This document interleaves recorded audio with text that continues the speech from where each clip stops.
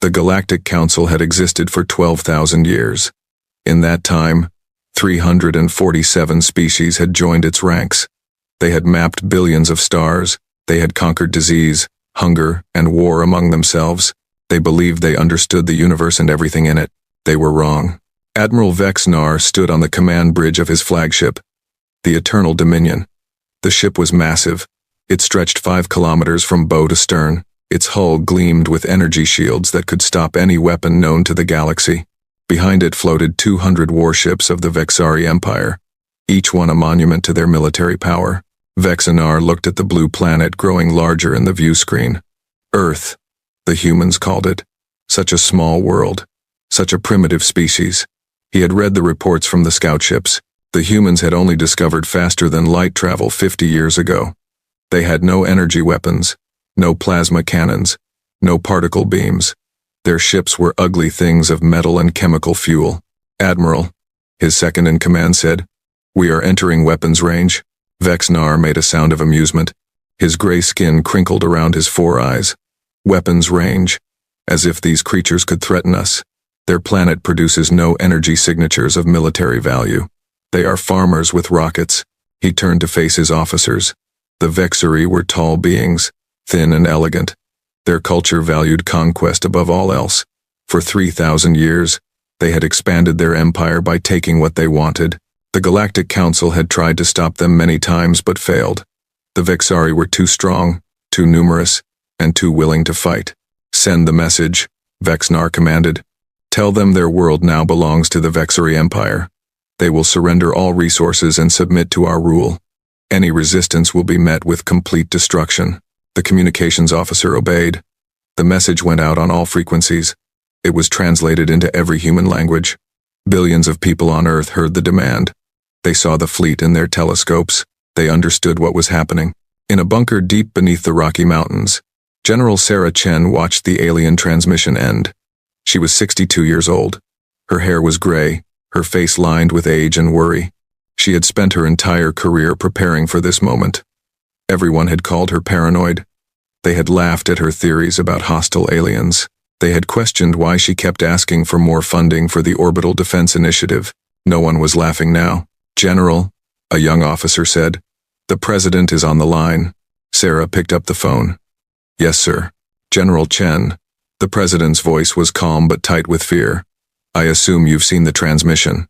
"I have, sir. Can we fight them?" "Tell me the truth." Sarah looked at the screens around her. They showed the alien fleet. 200 ships, each one larger than anything humanity had ever built. Energy readings off the charts. Shield technology that seemed impossible.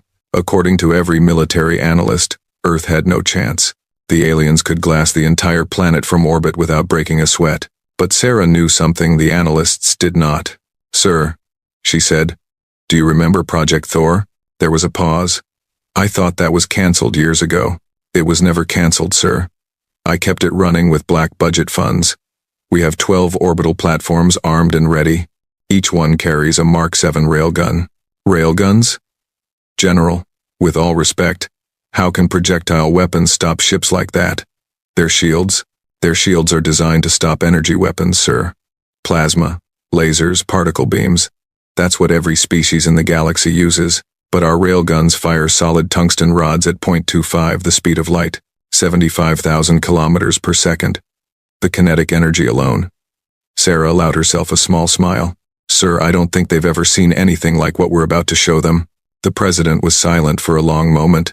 "You're certain this will work?" "No, sir, I'm not certain of anything. But I am certain that surrendering to these creatures means the end of humanity as we know it. I would rather fight and die than see our people become slaves." Another pause. Then, "Do it. God help us all, do it." Sarah hung up the phone. She looked at her team. These were the best soldiers and scientists humanity had produced. They had worked in secret for decades, building weapons that the rest of the world thought were fantasy. Now their moment had come. "Activate all Thor platforms," she ordered. "Target the largest ship in the enemy fleet. Fire on my command.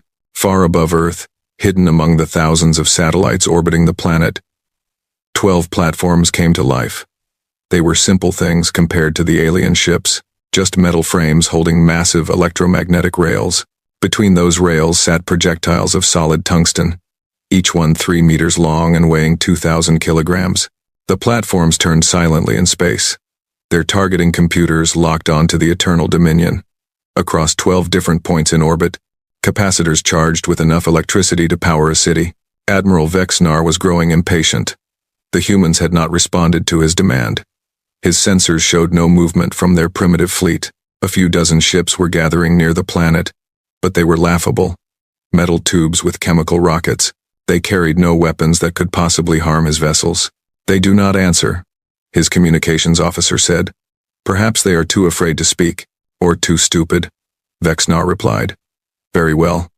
If they will not surrender, we will make an example of them. Target their largest city. Prepare to." "Admiral," his tactical officer suddenly shouted. "Energy spike detected. Multiple sources in orbit around the planet." Vexnar frowned. "What kind of energy?" "Unknown signature. Electromagnetic in nature. Nothing like." The officer stopped. His eyes went wide. "Admiral, something is coming toward us. Very fast. I cannot track it properly." "The speed is..." The officer never finished his sentence. From 12 different directions, 12 tungsten rods struck the Eternal Dominion. They hit at 75,000 kilometers per second. They passed through the energy shields as if they did not exist. Shields were designed to absorb and dissipate energy, not stop solid matter moving at a fraction of light speed. The first rod punched through the forward hull. It created a hole 10 meters wide. The kinetic energy converted to heat so intense that the metal around the impact point vaporized instantly. The rod continued through the ship, destroying everything in its path. Crew members, equipment, walls, all were reduced to plasma in microseconds. The second rod hit the engine section. It struck the main reactor. The explosion that followed was visible from Earth's surface, a new star blooming in the night sky. The third rod hit the weapons array. The fourth hit the bridge. Admiral Vexnar had just enough time to feel confusion before he ceased to exist. The fifth, sixth, seventh rods continued the destruction. By the time all 12 had passed through, the Eternal Dominion was nothing but expanding debris and cooling gas. The flagship of the Vexari invasion fleet, the most powerful warship in their empire, had been destroyed in less than 1 second. Silence fell over the Vexari fleet. No one spoke. No one could believe what they had just witnessed. Their shields had failed. Their armor had failed. 5 kilometers of warship had been reduced to nothing by weapons they could not even see properly. Captain Tirvix commanded the second largest ship in the fleet. He was now the ranking officer. He stared at the debris field that had been the Eternal Dominion. His minds could not process what he was seeing. What happened?" he managed to say. "Unknown weapons, sir," his tactical officer replied. His voice was shaking. "Projectile-based. Solid matter accelerated to extreme velocity. Our shields cannot stop them. They are not designed to stop physical objects at such speeds." "How is that possible?" "No species uses projectile weapons. They are primitive, inefficient. We abandoned them 10,000 years ago." "The humans did not abandon them, sir. They perfected them." Tirvix made his decision quickly. "All ships, retreat. Jump to hyperspace immediately." But the Thor platforms were already charging for another volley. As the Vexari ships began to turn, more tungsten rods screamed across the void. 3 more ships exploded, then 5 more. The Vexari fleet broke formation. Every captain desperate to escape. Only 67 ships managed to jump to hyperspace. The rest were destroyed or disabled. In the span of 10 minutes, humanity had annihilated the largest invasion fleet the Vexari had ever assembled. On Earth, people emerged from their homes. They looked up at the sky. They could see the explosions, bright points of light fading to darkness. They did not understand what had happened. All they knew was that the alien ships were gone. They were still alive. In her bunker, General Chen allowed herself to sit down. Her hands were trembling. She had just started an interstellar war. She had just killed thousands of alien beings. She had just changed the course of human history. "Get me the president," she said quietly, "and start preparing. This isn't over. It's just beginning." She was right. 300 light years away, on the Vexari homeworld, the survivors of the fleet were transmitting their reports. The High Command listened in disbelief. Their greatest admiral was dead. Their greatest ship was destroyed. A primitive species with projectile weapons had humiliated the mighty Vexari Empire. The Emperor himself demanded to see the recordings. He watched the Eternal Dominion die again and again. He watched his ships explode like insects under a flame, and he felt something he had never felt before in his long life. Fear. Seal these recordings, he commanded. No one is to know what happened here, but it was too late. The Vexari fleet had transmitted on open channels in their panic. Other species had intercepted the communications. Within hours, the recordings spread across the galaxy. Every world, every station, every ship received the footage. They watched a primitive species destroy an invasion fleet in minutes. They learned a new word, railgun, and for the first time in 12,000 years, the galaxy felt afraid of something other than the Vexari. On the Galactic Council homeworld of Nexus Prime, the representatives of 300 species gathered in emergency session. The chamber was enormous, a sphere of gleaming metal and energy fields. Each species had their own platform, floating in precisely arranged positions. The eldest, a being of pure energy who had guided the council for millennia, called for order. But there was no order to be found. Every representative was talking at once. Arguments and accusations flew in 100 languages. They used primitive weapons, mass drivers. We banned such things ages ago. Banned. There was never any law. We simply stopped using them because energy weapons were more elegant. The Vexari were fools to attack without proper intelligence. The Vexari were the greatest military power in the galaxy. If these humans can destroy them so easily, we must make contact immediately. We must bring them into the council. Are you insane? They just killed 100,000 Vexari. They are dangerous monsters. The Vexari attacked them first. They were defending themselves. It does not matter who started it. What matters is that they have weapons we cannot stop. The eldest raised a tendril of light, and slowly, reluctantly, the chamber fell silent. Representatives, the eldest said. Its voice echoed through the minds of every being present. We have watched the recordings. We have analyzed the data. There is no mistake. The humans have developed kinetic weapons of terrible power, weapons that our shields cannot stop, weapons that render our entire military doctrine obsolete. A ripple of fear passed through the chamber. What do we do? Asked the representative of the Kelani, a peaceful species of traitors. Do we hide? Do we prepare for war? What if the humans decide to expand like the Vexari did? Then nothing in the galaxy will be able to stop them. The eldest replied simply. Those words hung in the air. 300 species, thousands of years of civilization, countless worlds and trillions of lives, all of it suddenly felt fragile, vulnerable, mortal. The Vexari representative stood on his platform. His name was Ambassador Dravok, and his 4 eyes burned with hatred. The council must act, he shouted. These humans have committed an act of war against the Vexari Empire. They have murdered our people, our admiral. We demand justice. Justice? The representative of the Menthari, an insectoid species, clicked with derision. You invaded their world. You threatened to destroy their cities. They defended themselves. It does not matter. They have proven themselves to be savages, killers.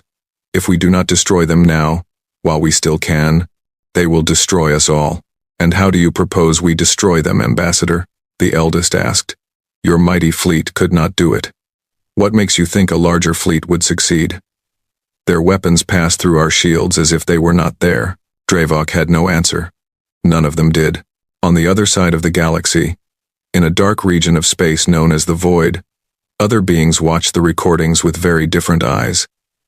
The Kron Dominion had always existed on the edges of galactic civilization. They were predators, conquerors, beings who believed that strength was the only true virtue. Their supreme lord, a massive creature of scales and claws, watched the human weapons tear through the Vexari fleet. Unlike the Council, unlike the Vexari, the Supreme Lord did not feel fear. He felt opportunity. These humans, he rumbled, they are alone. New to the stars.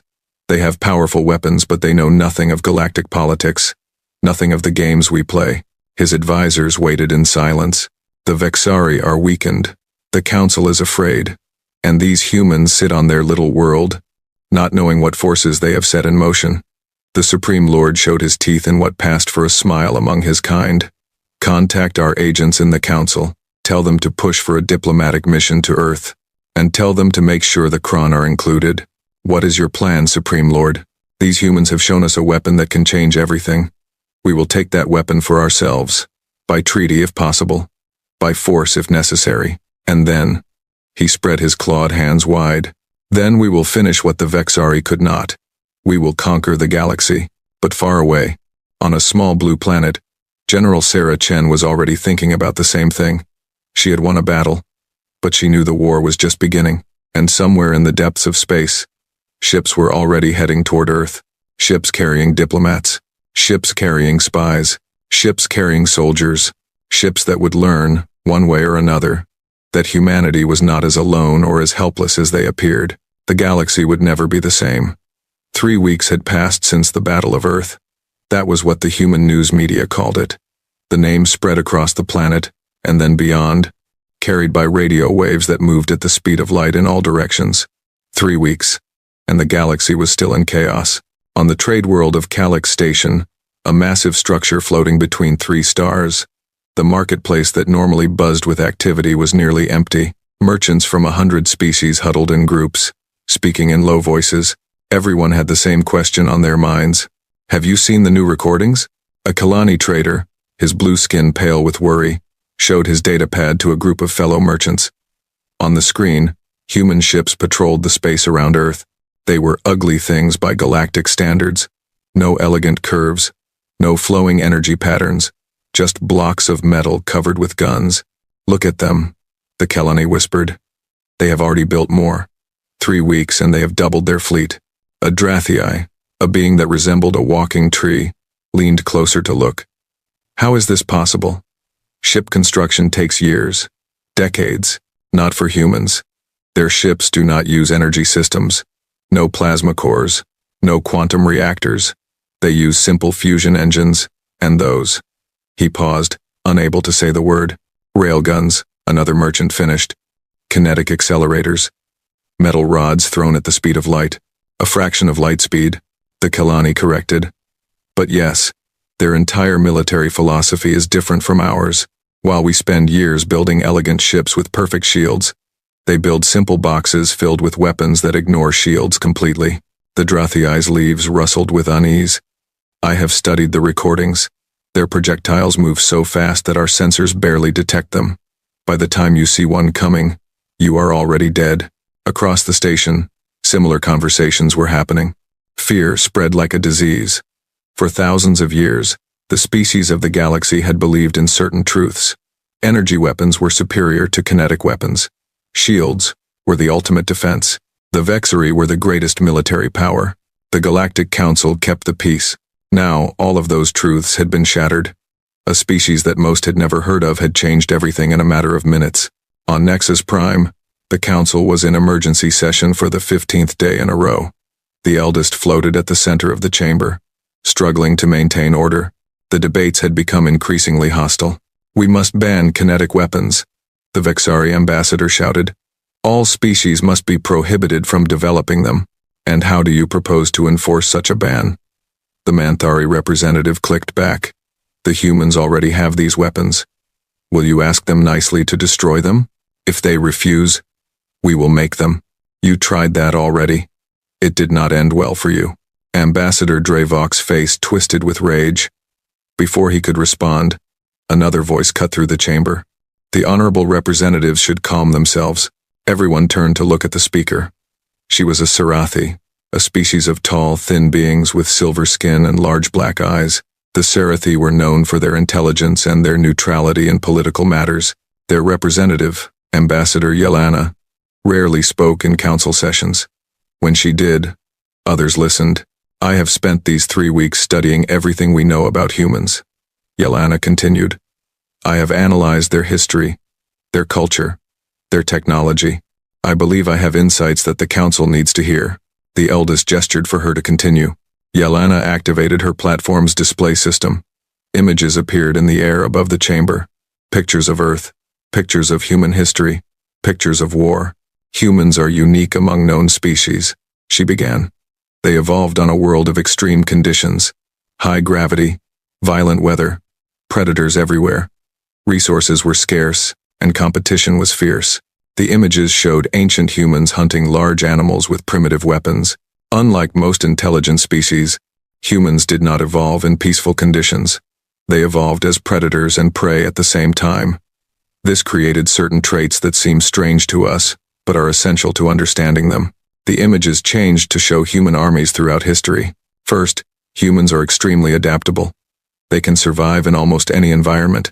Their bodies are resilient, able to heal from injuries that would kill most species. Second, humans are fiercely territorial. They will fight to the death to protect what they consider their own. Third, and most importantly, humans never stopped being violent.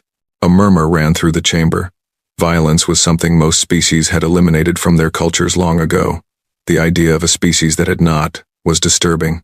When most species develop technology, they become peaceful. Yelena continued. War becomes inefficient.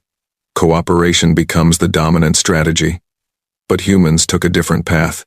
They continued to fight each other, even as their technology advanced. In fact, their most impressive technological achievements came from their wars. She showed images of human weapons, swords, guns, tanks, aircraft, nuclear weapons.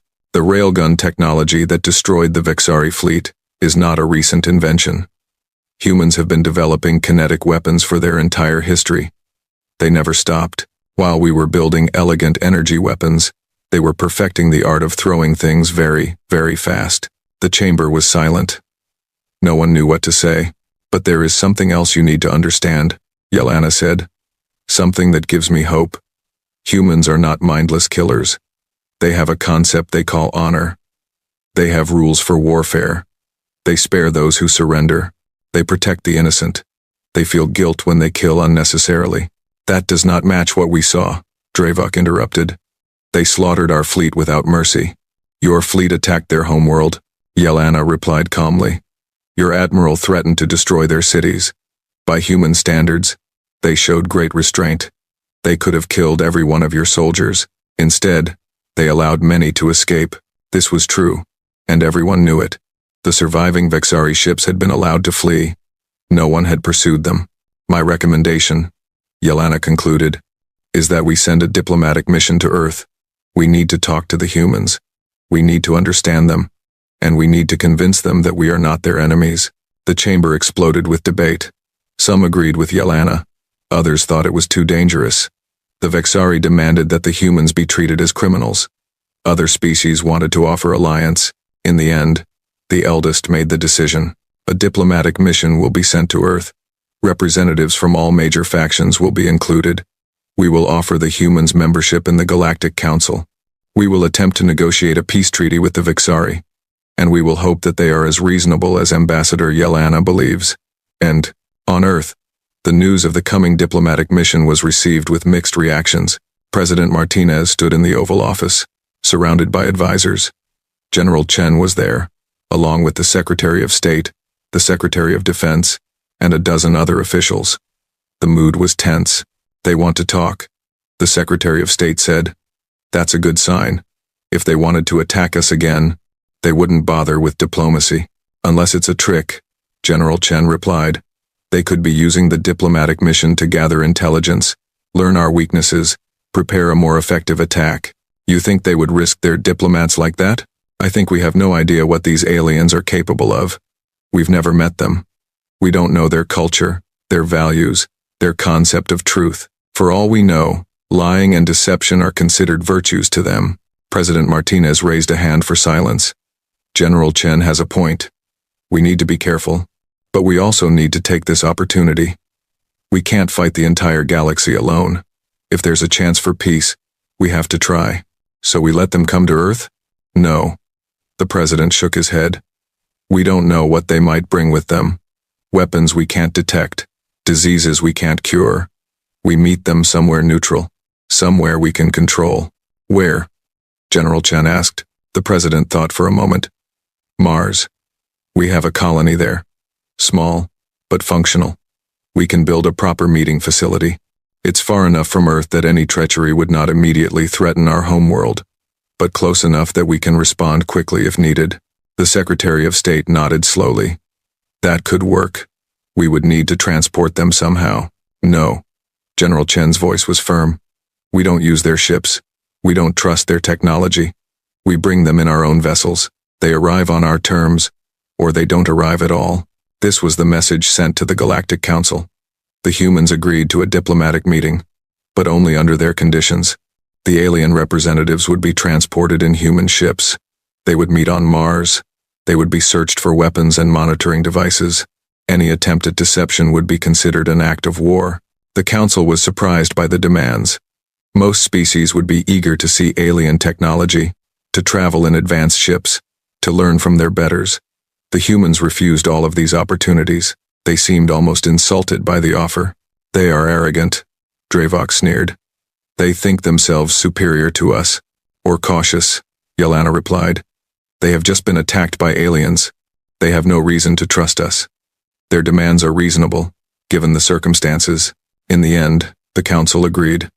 A diplomatic delegation was assembled.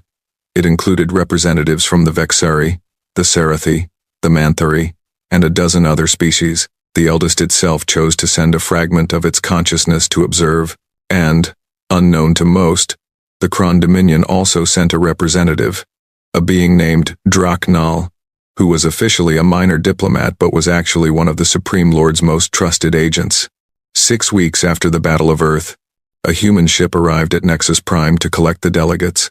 It was called the Defiance, and it was the largest vessel humanity had ever built, 1/2 kilometer long, bristling with railguns. It was a statement of intent. The alien delegates gathered in the station's docking bay, watching the ship approach. Most had never seen a human vessel up close. Now they could see every detail. The thick armor plating, the multiple gun turrets, the complete absence of the graceful curves that characterized galactic ship design. It looks like a weapon pretending to be a ship, a Kelani observer muttered. That is exactly what it is, Yelena replied quietly. The Defiance docked, an airlock opened, and for the first time, the delegates saw humans in person. There were 3 of them, 2 soldiers in armor that covered their entire bodies, carrying weapons that looked disturbingly similar to miniature railguns, and between them, a woman in a simple uniform. She was not tall by human standards, but she moved with confidence. Her skin was brown, her hair black, her eyes dark and sharp. She looked at the assembled aliens without fear or awe. I am Ambassador Diana Rodriguez, she said. Her voice was translated instantly by devices that every delegate carried. I represent the United Nations of Earth. You are all welcome aboard the Defiance. Please follow me. We will depart immediately. The delegates looked at each other. No formal greetings, no ceremonial exchanges, just a brief introduction and an order to follow. Ambassador Rodriguez, Yelena said carefully. On behalf of the Galactic Council, I thank you for. We can do formal greetings when we reach Mars, Diana interrupted. For now, I need you all aboard. Space is dangerous, and I don't like waiting in one place for too long. She turned and walked back into the ship without checking to see if anyone followed. The 2 soldiers waited, their faces hidden behind their helmets, their weapons held in positions that were not quite threatening but not quite safe either. Slowly, the delegates began to board. As they entered the ship, they felt the difference immediately. The air was heavier than they expected. The gravity was stronger. Everything was built solid and sturdy, with none of the elegant efficiency they were used to. Ambassador Yelena studied everything she could. The walls, the equipment, the crew members who watched them pass with expressions that were hard to read. She was recording it all, storing it in her memory for later analysis. Draknal, the Kron agent, was doing the same thing, but his purposes were very different. The journey to Mars took 3 days. The human ship was faster than the delegates expected. It used some kind of engine technology that the Council scientists would spend years trying to understand. During the journey, Ambassador Rodriguez organized several informal meetings. She answered questions about Earth, about human culture, about the war with the Vexari. She was polite but distant, giving information without giving trust. You must understand our position, she explained during one such meeting. 3 weeks ago, we thought we were alone in the universe. Then, suddenly, we learned that hundreds of species existed, and the first ones we met tried to conquer us. We are still processing this. We are still deciding what to think about all of you. We are not all like the Vexari, Yelena said gently. Most species in the galaxy are peaceful. We trade, we cooperate, we help each other. War is rare among us. War is rare. Diana raised an eyebrow. The Vexari seemed pretty good at it. From what we've learned, they've been conquering species for thousands of years. That is true. But the Vexari are the exception, not the rule, and yet no one stopped them. The Council let them conquer and enslave for millennia. Why? Yelena had no good answer for that. The truth was shameful. The Vexari were too strong. No one wanted to risk war with them, so everyone looked away, while weaker species suffered. We tried, she said finally. We passed resolutions. We issued condemnations. We restricted their access to certain technologies.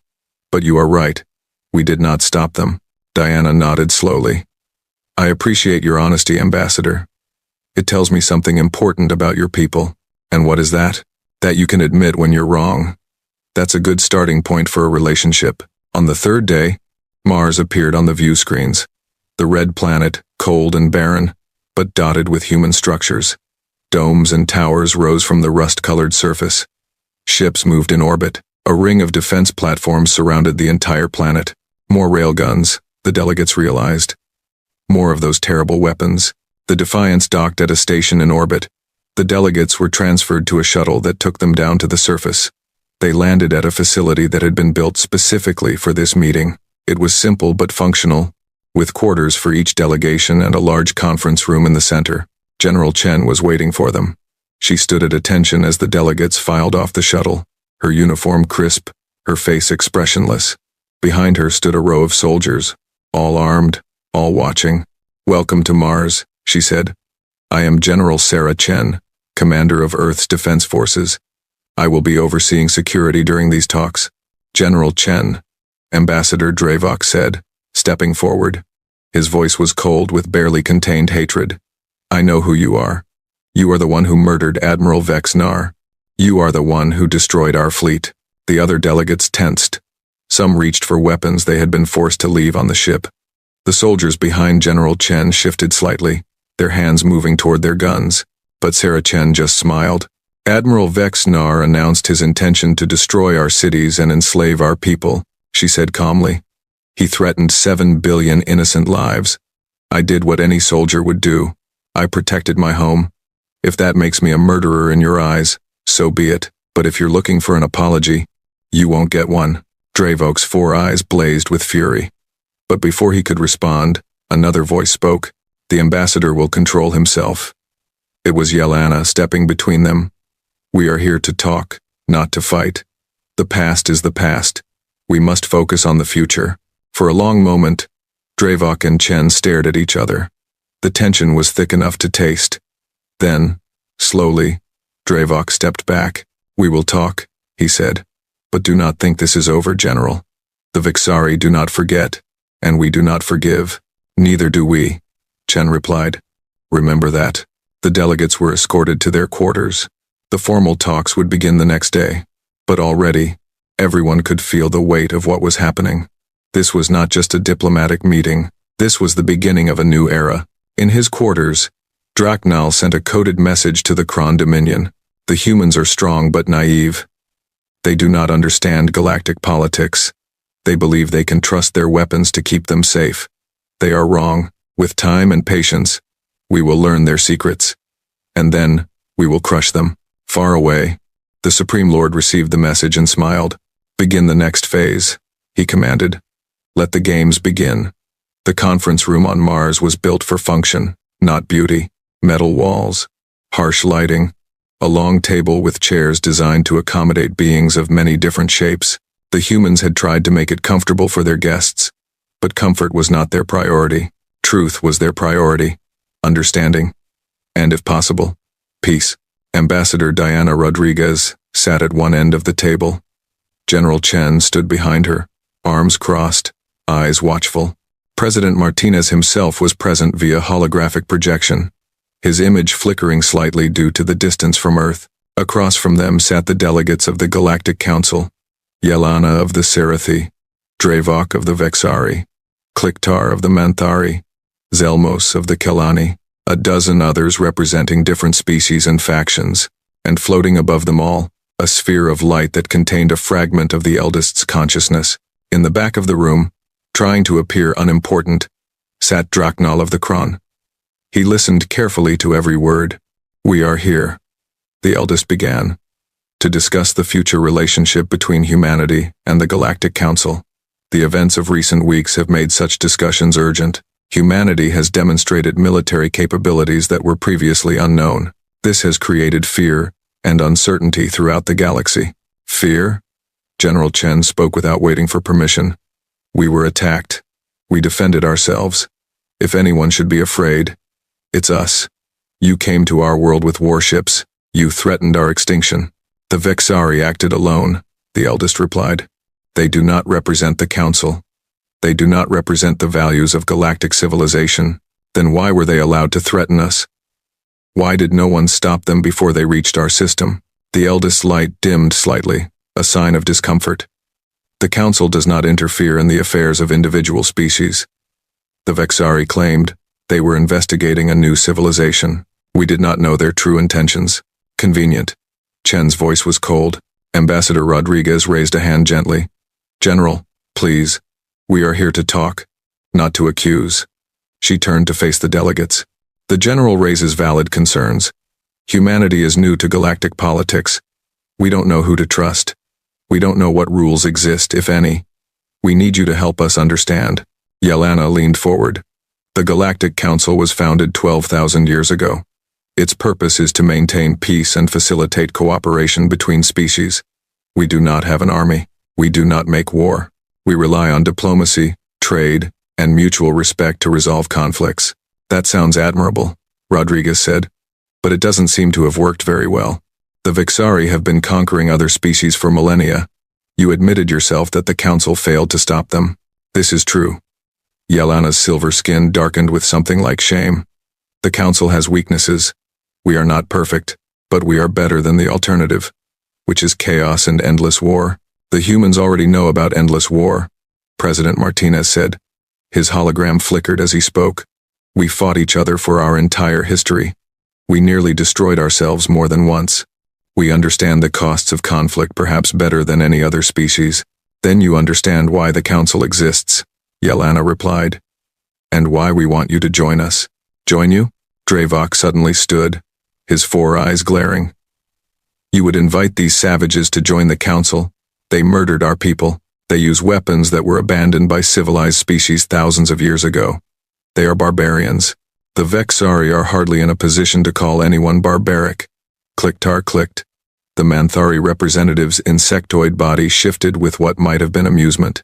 "Your empire has conquered and enslaved dozens of species. You came to Earth intending to do the same thing. That is our way. The strong rule the weak. It has always been so. And it nearly got your fleet destroyed."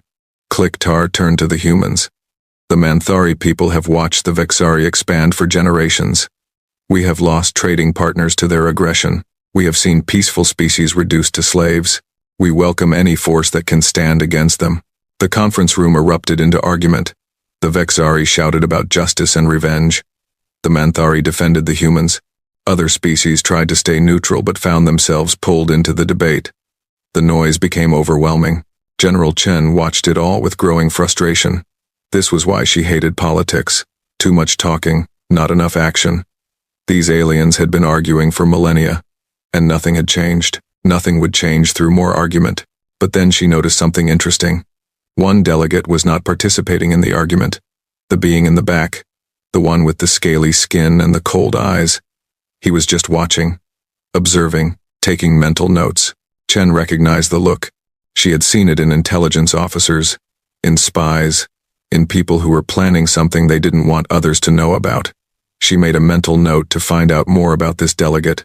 After nearly an hour, the eldest finally restored order. "We will not resolve our differences through shouting," the sphere of light said.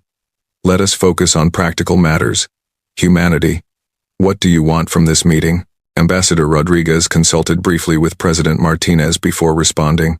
"We want 3 things," she said. "First, recognition. We want the Council to formally acknowledge that Earth and its colonies are sovereign territory, not subject to invasion or conquest by any other species. Second, Trade. We are new to the galaxy. We have much to learn, and we suspect we have something to offer as well. Third, security. We want assurances that what happened with the Vexari will not happen again. These are reasonable requests, Yelena said. The Council can offer recognition and trade immediately. As for security, she hesitated. That is more complicated. Why? Because the Council has no military. We cannot protect you from aggression. We can only condemn it, after the fact. Chen laughed. A harsh sound. So you expect us to join an organization that can do nothing to protect us? What's the point? The point is community, the eldest replied. Connection, trade, culture, the exchange of ideas and technologies. A single species alone in the galaxy is vulnerable. A species that is part of the Council has allies, partners, friends. We don't need friends, Chen said. We need allies who will fight beside us, not colleagues who will give us strongly worded letters of concern. Yelena spread her hands. Then perhaps you can be the change the Council needs. Your military strength is obvious, but strength alone cannot build a civilization. We offer you something you cannot create with weapons. We offer you a place in the larger community of life. The talks continued for 3 days. Slowly, carefully, terms were negotiated. Humanity would be granted provisional membership in the Galactic Council. Trade relations would be established. Cultural exchanges would begin. In return, the Vexari would be required to pay reparations for their attempted invasion. A formal apology would be issued. Dravok protested every point, but he was alone. The other delegates were tired of Vexari aggression. They saw humanity as a potential counterweight to Vexari power. For the first time in millennia, someone could actually challenge the Empire. On the final day, something unexpected happened. Draknal, the Kron delegate, requested a private meeting with the human representatives. Chen's instinct screamed warning. There was something wrong about this being. His movements were too smooth, his eyes too calculating. But Rodriguez agreed to the meeting. Diplomacy required taking risks. They met in a small room adjoining the main conference chamber. Draknal sat across from Rodriguez and Chen, his scaled face unreadable. I represent the Kron Dominion, he began. We are a small power on the edge of galactic civilization. We have watched your emergence with great interest. We've read the files on your people, Chen said bluntly. You're not as harmless as you pretend. You've been involved in several territorial disputes. You've been accused of piracy and smuggling.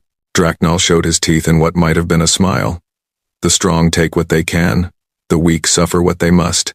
It is the way of things. Is that a threat? No. It is a statement of fact. And it is why I am here. He leaned forward. The Council is weak. It has always been weak. The Vexari understand this. The Kron understand this. Only the humans seem not to understand it. What are you suggesting? Rodriguez asked carefully. An alliance. A true alliance.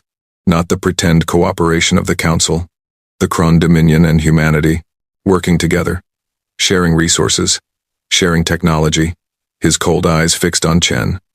Sharing weapons. The room went very still. You want our railguns? Chen said flatly. I want partnership. Your weapons are impressive, but they are only one factor in galactic power. The Kron have other capabilities, information networks, political connections, resources that humans cannot yet imagine. And what would you do with railgun technology? Draknal spread his clawed hands. Defend ourselves. Expand our influence. Create a new order in the galaxy. One where strength is respected, where the strong need not bow to the weak, where beings like us are not held back by the timid rules of the Council. Chen looked at Rodriguez. Rodriguez looked at the floor for a long moment. Then she raised her head. No. Draknal's eyes narrowed. No, no. We will not share our weapons technology with you or anyone else. We will not form a secret alliance against the Council. We came here to make peace, not to plot conquest. You are making a mistake. The friendliness had vanished from Draknal's voice. The galaxy is not as peaceful as the Council pretends. There are powers that see your emergence as a threat. Powers that will not rest until you are destroyed or enslaved. The Vexari were just the beginning. Then we'll deal with them as we dealt with the Vexari. Chen stood, her hand resting near her sidearm. Thank you for your offer. This meeting is over. Draknal rose slowly. For a moment, Chen thought he might attack. But instead, He simply nodded. As you wish. But remember this conversation, humans. When the darkness comes, you will wish you had not been so proud. He left without another word. That night, Chen could not sleep. She walked the corridors of the Mars facility, her mind racing. Something was wrong. She could feel it in her bones, the same instinct that had kept her alive through decades of military service. She found herself in the observation deck, staring out at the Martian landscape. The stars above were cold and distant. Somewhere out there, enemies were planning. The Kron, the Vexari, others she hadn't even heard of yet. You're worried. A voice behind her. She turned to find Yelena standing in the doorway. Shouldn't I be? The Sarathi approached to stand beside her. You should. You humans have made many enemies very quickly. But you have also made friends. Friends like you?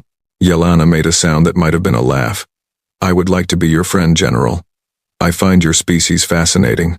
So different from anything we have encountered before. Different? How? You are violent. More violent than almost any species we know. You have weapons that could destroy worlds. And you have been willing to use them against each other.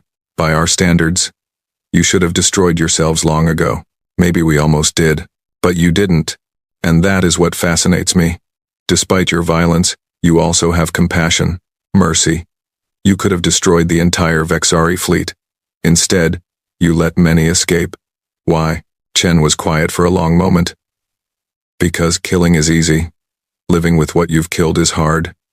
We've learned that lesson too many times. We fight when we must. But we don't fight for pleasure. We don't fight for conquest. We fight to protect what we love. That is, not what I expected from you. We're full of surprises. Chen turned to face the Sarathi.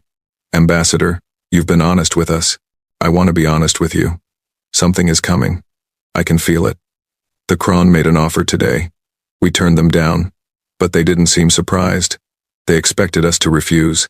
What do you think it means? I think it was a test. They wanted to see what we would do. They learned that we won't be manipulated. Now they'll try something else. Yelena's large black eyes showed concern. The Kron are dangerous. More dangerous than they appear. The Council has suspected them of many things but has never been able to prove anything. Then maybe it's time to start finding proof.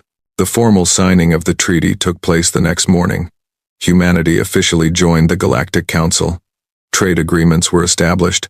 Cultural exchanges were planned. The delegates exchanged formal statements of friendship and cooperation. But underneath the ceremony, tension simmered. Dravox signed the treaty with barely concealed hatred.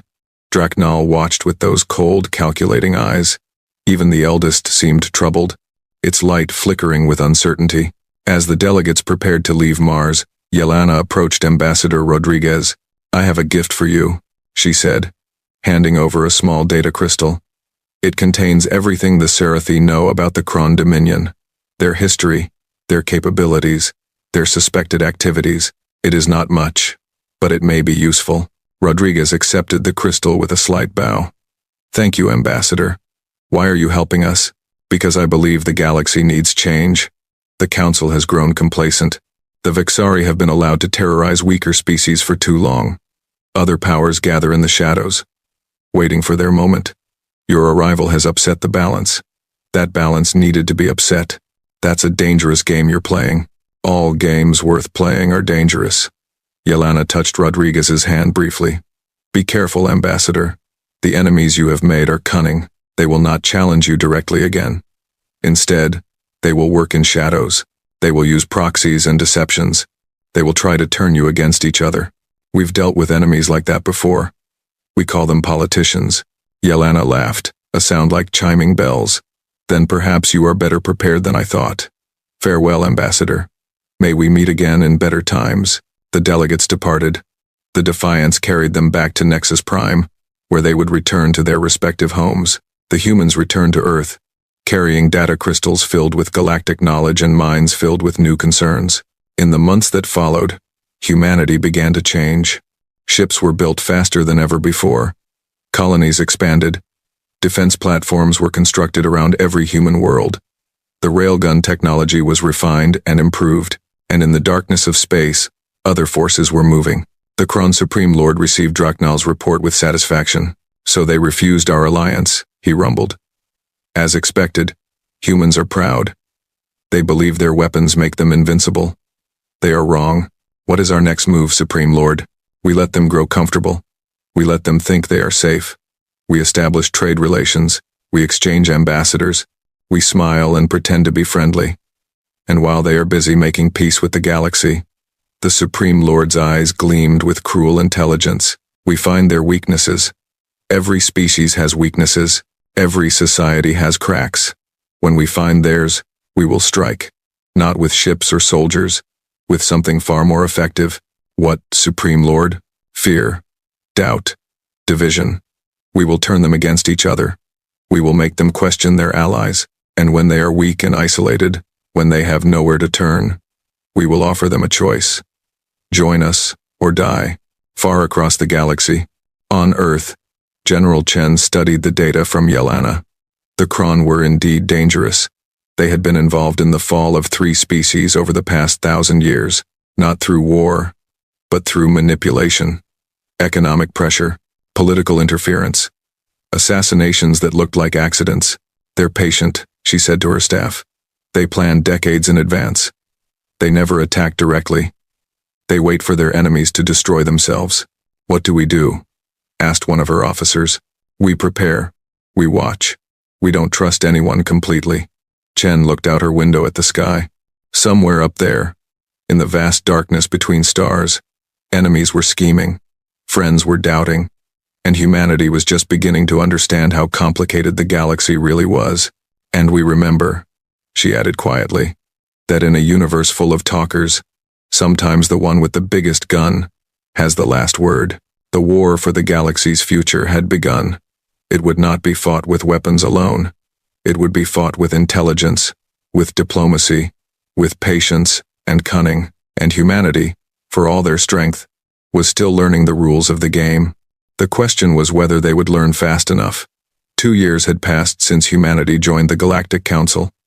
In that time, the universe had changed, not in dramatic ways that everyone could see, but in subtle shifts that only the careful observer would notice. Human colonies had spread to 15 worlds. Each one was defended by orbital platforms carrying railguns. Trade with galactic species brought new technologies, new resources, and new ideas. Earth's economy grew faster than any point in history. People who had spent their lives in poverty now had access to alien medical technology that could cure almost any disease. The future seemed bright, but General Sarah Chen knew better than to trust the appearance of peace. She stood in the command center of Fortress Luna, the massive military installation built into the moon's surface. Around her, screens displayed data from across human space, ship movements, communication signals, trade routes. Everything was quiet, too quiet. Report, she said to her second-in-command, Admiral James Okonkwo. All sectors normal. General, no unusual activity. The Vexari have been silent for 6 months. The Kron ambassador continues to smile and sign trade agreements. Even the pirates seem to have found better things to do. That's what worries me. Okonkwo was a tall man with dark skin and patient eyes. He had served under Chen for 15 years, through the Battle of Earth and everything that followed. He knew her moods, her instincts, her fears. You think something's coming, he said. It was not a question. The Kron don't give up. They've been manipulating galactic politics for centuries. They don't just stop because we signed a treaty. Chen pulled up a holographic map of human space. Look at our colonies. New Eden, Harvest, Liberty, 15 worlds, spread across dozens of light years. We can't defend them all equally. Our railgun platforms are powerful, but limited. It takes time to charge them, time to aim. If someone hit multiple colonies at once, with enough force, she trailed off, not wanting to finish the thought. The Council would intervene, would they? The Council has no military. They condemn aggression but do nothing to stop it. And even if they wanted to help, what could they do? Okonkwo had no answer for that. Neither did Chen. That was the problem with being strong enough to defend yourself. Everyone expected you to do it alone. 300 light-years away, on the Kron homeworld, the Supreme Lord made his final decision. It is time, he announced to his gathered commanders. The humans have grown comfortable. They believe their weapons make them safe. They have spread themselves thin, defending too many worlds with too few resources. We will teach them the truth. What is the plan, Supreme Lord? Asked Draknul, who had risen to become the Lord's chief strategist. The attack will come from an unexpected direction, not from our ships, from their own allies. The commanders exchanged confused looks. I don't understand. We have spent 2 years infiltrating human society. Our agents are everywhere, on Earth, on their colonies, even in their military. The Supreme Lord showed his teeth in satisfaction. We have also been busy with the Vexari. Ambassador Dravok was easy to manipulate. His hatred of humans burned so bright that he couldn't see our hands guiding him. The Vexari will attack. A faction of them will. Not the official government. That would be too obvious. But certain commanders, certain ships, operating without official orders, they will strike the human colony of New Eden. And when they do, humanity will blame the Vexari Empire. Draknul finished. War will follow. Both sides will weaken themselves fighting. And we will be waiting. Exactly. But the attack on New Eden is only the beginning. While the humans are distracted, our own ships will hit their outer colonies. We will disguise ourselves as pirates, as raiders, as anyone but Kron. By the time they realize what is happening, their empire will be burning. The plan was set in motion. Across the galaxy, pieces began to move. On New Eden, life continued as normal. The colony was 3 years old, home to 200,000 people. They had built cities on the shores of purple oceans. They grew crops in fields of alien soil. They raised children who had never seen Earth and never would. Governor Maria Santos watched the sunset from her office window. Twin moons were rising, their light mixing with the fading sun to paint the sky in shades of orange and blue. It was beautiful, peaceful. Her communicator beeped. Governor, we're receiving a priority message from Earth Command. Put it through. General Chen's face appeared on her screen. The general looked tired, worried. Governor Santos, I'm sending you encrypted data. We have intelligence suggesting your colony may be targeted for attack. Santos felt her heart freeze. Attack? By whom? We're not certain. The intelligence is fragmented, but I'm ordering you to increase your alert status immediately. Activate all defense systems. Prepare for evacuation if necessary. General, that could cause panic. Our people, your people will die if you don't prepare. Trust me, Governor. I've seen what happens when we underestimate our enemies. The call ended. Santos stared at the blank screen for a long moment. Then she made her decision. Sound the alarm. All civilian personnel to shelters. Defense forces to battle stations. The attack came 3 hours later. 16 Vexari warships emerged from hyperspace on the edge of the New Eden system. They were older vessels, crewed by soldiers who had volunteered for a suicide mission. Ambassador Dravok had promised them glory. He had promised that history would remember them as the ones who finally brought humanity to its knees. The commander of the attack force, a Vexari named Tarvos, surveyed the planet below. He saw the cities, the fields, the orbital platform with its massive guns. Signal the humans, he commanded. Tell them their time is over. The message was simple. Surrender or die. It was the same message Admiral Vexnar had delivered 2 years ago. Tarvos expected the same response. He expected the humans to beg, to plead, to offer anything for their lives. He did not expect what happened next. The orbital platform's railguns fired first.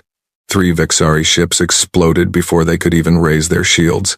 The tungsten projectiles moved too fast to track, too fast to stop. One moment the ships existed, the next, they were expanding clouds of debris. Evasive action, Tarvos screamed. Return fire. The remaining ships scattered, trying to avoid the deadly projectiles. Their plasma cannons fired back, but the orbital platform was heavily shielded. Human engineers had learned from the first battle. They had built defenses specifically designed to counter energy weapons. But Tarvos had learned too. He had studied the recordings of the Battle of Earth. He knew the railguns' weakness. They need time to recharge between shots. He told his fleet. We must endure long enough to close the distance. At short range, our cannons can overwhelm their shields. The battle became a race. The Vexari ships charged toward the planet while the railguns fired again and again. More ships died. 8, 10, 12. But the survivors pressed on, their captains screaming prayers to their ancestors. On the surface, Governor Santos watched in horror. The defense platform was doing its job, but it wasn't enough. Some ships would get through. Some ships would reach the planet. Begin evacuation, she ordered. Get everyone underground. But there wasn't time. There was never enough time. 4 Vexari ships survived long enough to enter orbit. They immediately began bombarding the surface. Plasma rained down on the colony, setting fires that spread faster than anyone could stop them. Buildings collapsed. People died in the streets, running for shelters they would never reach. In her office, Santos grabbed a weapon and ran for the door. She had been a soldier before becoming a governor. If she was going to die, she would die fighting. But as she reached the corridor, something unexpected happened. The bombardment stopped. She looked up through a shattered window. High above, new lights were appearing in the sky. New ships, emerging from hyperspace. Human ships. The UES Defiance had arrived. Admiral Okonkwo stood on the bridge, his face hard as stone. Behind him floated 20 human warships. They were not elegant. They were not graceful. They were weapons platforms designed for one purpose: destruction. All ships, Okonkwo commanded. Fire at will. The railguns spoke. At this range, the Vexari could not evade. The 4 surviving attackers died in seconds, torn apart by tungsten moving at a fraction of light speed. Their debris rained down on the ocean, far from any populated area. Enemy fleet destroyed, his tactical officer reported. Beginning rescue operations. Okonkwo nodded, but there was no satisfaction on his face. New Eden had taken heavy damage. Thousands were dead. A city was burning. This was not a victory. It was a disaster that could have been much worse. Send a message to General Chen, he said. Tell her the intelligence was accurate, and tell her we need to find out who is really behind this. On Earth, Chen received the news with grim determination. She had expected an attack. She had not expected it to be so brutal. The Vexari deny any involvement, Ambassador Rodriguez reported. They claim the attacking ships were rogue elements operating without official authorization. Do you believe them? I don't know. The Vexari are not exactly trustworthy. But this attack doesn't make sense for them politically. They know they can't win a war against us. Why would they provoke one, unless someone manipulated them into it? Chen pulled up the intelligence files on her screen. Our sources say Ambassador Drevok has been meeting with unknown individuals, secretive communications, money moving through hidden accounts. Someone has been playing games. The Kron? That's my guess. They've been too quiet, too cooperative. It's not their nature. Chen stood and walked to the window. They're trying to start a war between us and the Vexari. If we exhaust ourselves fighting each other, they can sweep in and pick up the pieces. What do? We don't give them what they want. No war with the Vexari. Not yet. We demand an investigation. We let the council mediate. We play the diplomatic game while we find evidence. Rodriguez nodded slowly. And in the meantime? In the meantime, we prepare for the real enemy. The investigation took weeks. Human intelligence agents worked alongside Serathi diplomats. They traced the funding for the attack. They interrogated captured Vexari soldiers. Slowly, a picture emerged. Drevok had been manipulated. He had been contacted by agents claiming to represent a secret society of Vexari nobles who wanted to restore their empire's glory. They had provided ships, weapons, soldiers. They had promised that the attack would be the first step in a glorious reconquest. But the agents were not Vexari. They were Kron. The evidence was presented to the Galactic Council. The eldest reviewed it carefully. The reaction was immediate. These accusations are lies, the Kron ambassador screamed. Fabrications designed to destroy our reputation. We demand. You demand nothing, General Chen interrupted. She had come to Nexus Prime herself for this moment. We have communications logs, financial records, genetic evidence from Kron agents found among the Vexari conspirators. Your Dominion planned this attack. You tried to start a war. The chamber erupted in chaos. The Kron ambassador continued to deny everything, but no one believed him. The evidence was too clear. Even the Vexari, humiliated and furious, turned against their supposed allies. The Kron have made fools of us, Drevok announced. His 4 eyes burned with a new hatred, directed not at the humans, but at the beings who had manipulated his people. They used our grief, our anger, to serve their own purposes. This will not be forgotten. The eldest made its judgment. The Kron Dominion is hereby expelled from the Galactic Council. Trade sanctions will be imposed. Their ambassadors will be recalled. Any species found assisting the Kron will face similar consequences. It was the harshest punishment the Council had ever delivered. But for the humans, it was not enough. They killed thousands of our people, Chen told the assembly. They attacked our colony. They tried to destroy our peace. Sanctions are not justice. Sanctions are a slap on the wrist. What would you have us do? The eldest asked. The Council does not make war. Then don't make war. Just don't get in our way when we do. The chamber fell silent. Everyone understood what Chen was saying. Humanity was going to retaliate. The Council could either support them or stand aside. There was no third option. In the end, the Council chose to stand aside. It was the only choice they could make. The humans were too powerful to stop, and the Kron had clearly violated every law of galactic civilization. What followed would become known as the Kron War. It lasted 6 months. The human fleet moved systematically through Kron space. Colony by colony, station by station. The railguns proved as devastating against Kron ships as they had been against the Vexari. The Kron had been preparing for centuries to conquer the galaxy. They had not prepared for an enemy who fought the way humans did. The Supreme Lord tried everything. Ambushes, traps, decoys. He tried to draw the humans into situations where their weapons would be less effective. Nothing worked. The human commanders adapted to every tactic. They learned from every battle. They became more dangerous, not less. On the final day of the war, the human fleet surrounded the Kron homeworld. General Chen stood on the bridge of the Defiance, looking at the planet below. Billions of lives, an ancient civilization, all of it within her power to destroy. Supreme Lord, she broadcast on all channels. You have lost. Your fleet is destroyed. Your allies have abandoned you. Surrender now, and your people will be spared. Continue to fight, and I will turn your world to glass. For a long moment, there was silence. Then the Supreme Lord's voice came through the speakers, bitter with defeat. What are your terms? The terms were harsh but not cruel. The Kron military would be dismantled. Their intelligence networks would be exposed. Reparations would be paid to all the species they had harmed over the centuries.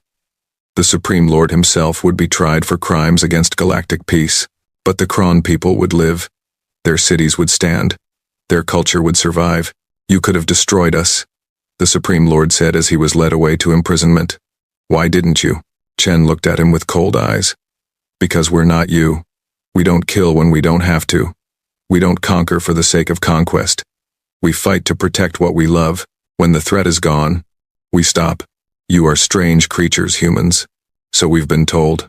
The war was over. Humanity had won. The galaxy watched in amazement as the species they had dismissed as primitive barbarians defeated one of the oldest powers in known space. But victory had come at a cost. Thousands of humans had died in the war. Colonies had been damaged, resources had been spent, and everyone knew that the galaxy would never look at humanity the same way again. They were no longer the newcomers. They were no longer the underdogs. They were a major power, capable of defeating any enemy who challenged them. The question now was what they would do with that power. On Earth, President Martinez addressed the United Nations. We have won a war we did not start, he said. We have defeated an enemy who sought to destroy us through manipulation and deceit. We have proven that humanity will not be bullied, threatened, or manipulated into submission. He paused, looking out at the assembled representatives. But victory in war is not the same as success in peace. We have enemies who hate us. We have allies who fear us. We have a galaxy watching to see what kind of species we really are. Will we become conquerors ourselves? Will we use our strength to dominate others? His voice hardened. No, that is not who we are. That is not what we fought for. We fought for the right to exist.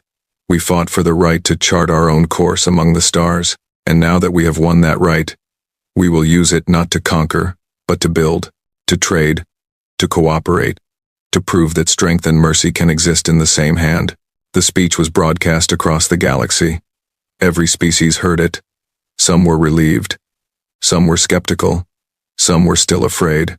But all of them understood one thing. Humanity was here to stay, and the galaxy would never be the same. 5 years after the Kron War, the galaxy had settled into an uneasy peace. The old order was gone.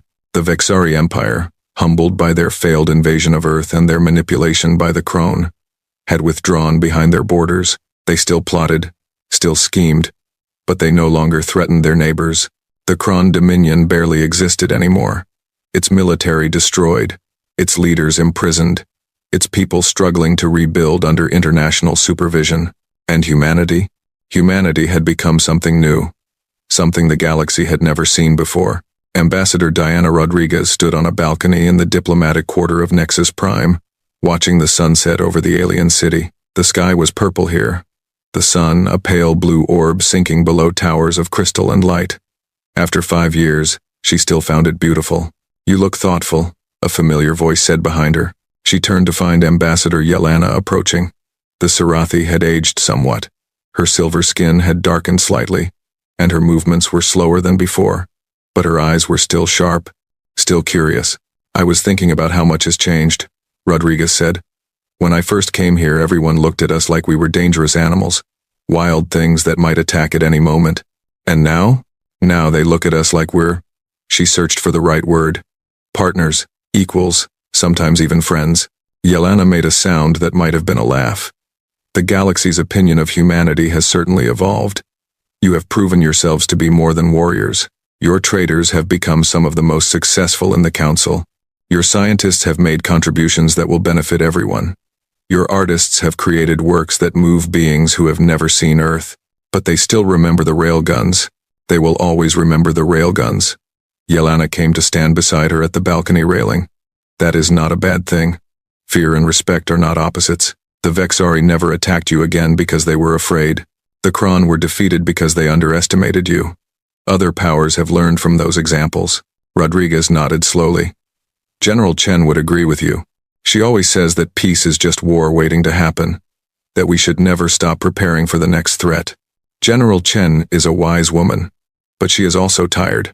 I can see it in her eyes when she visits." This was true. Chen had been fighting for most of her life. The Battle of Earth, the Crone War, a dozen smaller conflicts since then. She was 70 now, and every year showed on her face. "She's thinking about retirement," Rodriguez admitted. "Passing command to the next generation. Admiral Okonkwo is ready to take over. That is good. Fresh minds, fresh perspectives. Every generation must find its own way." Yelena was quiet for a moment. "Have you heard the latest news from the Council? About the expansion proposal?" "Yes." The motion passed. The Council will officially extend membership invitations to the species beyond the Outer Rim. Rodriguez whistled softly. The Outer Rim was the edge of explored space. Beyond it lay thousands of species that the Council had never contacted. Primitive civilizations, most of them. But some were advanced. Some might be dangerous. That's a big step. It is. And it was humanity that made it possible. Yelena turned to face her directly. "Before you arrived, the Council was stagnant. We had stopped growing, stopped exploring. We were content to manage what we had instead of reaching for what we could become. You changed that. We just defended ourselves. We didn't mean to change anything. Great changes rarely come from intention. They come from action. You acted, and the universe shifted." The Sarathi's black eyes reflected the fading sunlight. "There will be new challenges. New enemies, perhaps. New opportunities, certainly. The galaxy is becoming something different. Something better, I hope. And if it becomes something worse?" Yelena smiled slightly. "Then humanity will be there to defend it, as you have done before. As you will do again. On Earth, in the command center beneath the Rocky Mountains, General Sarah Chen prepared for her final inspection. The facility had changed over the years. What had once been a secret bunker was now the heart of humanity's military operations. Thousands of personnel worked here, monitoring threats across dozens of light years. The screens showed the positions of human ships, the status of defense platforms, the movements of foreign vessels in human space. Chen walked through the corridors slowly, savoring every moment. This had been her life for so long. Every wall held memories. Every room reminded her of battles fought and won. Admiral Okonkwo walked beside her. He would be taking command tomorrow. She trusted him completely, but letting go was harder than she had expected. "The expansion project is on schedule," he reported. "The new colonies are being established according to plan. Defense platforms are being manufactured faster than ever. Our fleet strength has tripled since the Kron War. Good. But don't get complacent. There's always someone out there who thinks they can take what we have. I won't forget, General. They reached the main command center. Officers snapped to attention as Chen entered. She waved them back to their work and walked to the central display. The holographic map showed everything. Earth at the center, surrounded by its defenses.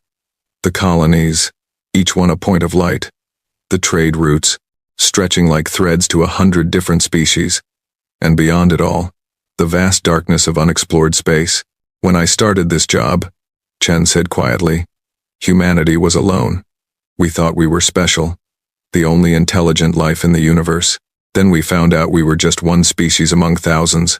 Small, weak, insignificant. She touched the display, zooming out until Earth was just a tiny dot among billions of stars. Now look at us. We're not small anymore. We're not weak. And we're definitely not insignificant. She turned to face Okonkwo. I'm proud of what we've built, but I'm prouder of what we haven't become. We could have been conquerors. We could have used our weapons to dominate the galaxy. Instead, we chose to be protectors, traders, partners. We chose to be better than our enemies. That choice defines us, Okonkwo said. It always will. Keep making that choice. Every day. No matter how hard it gets.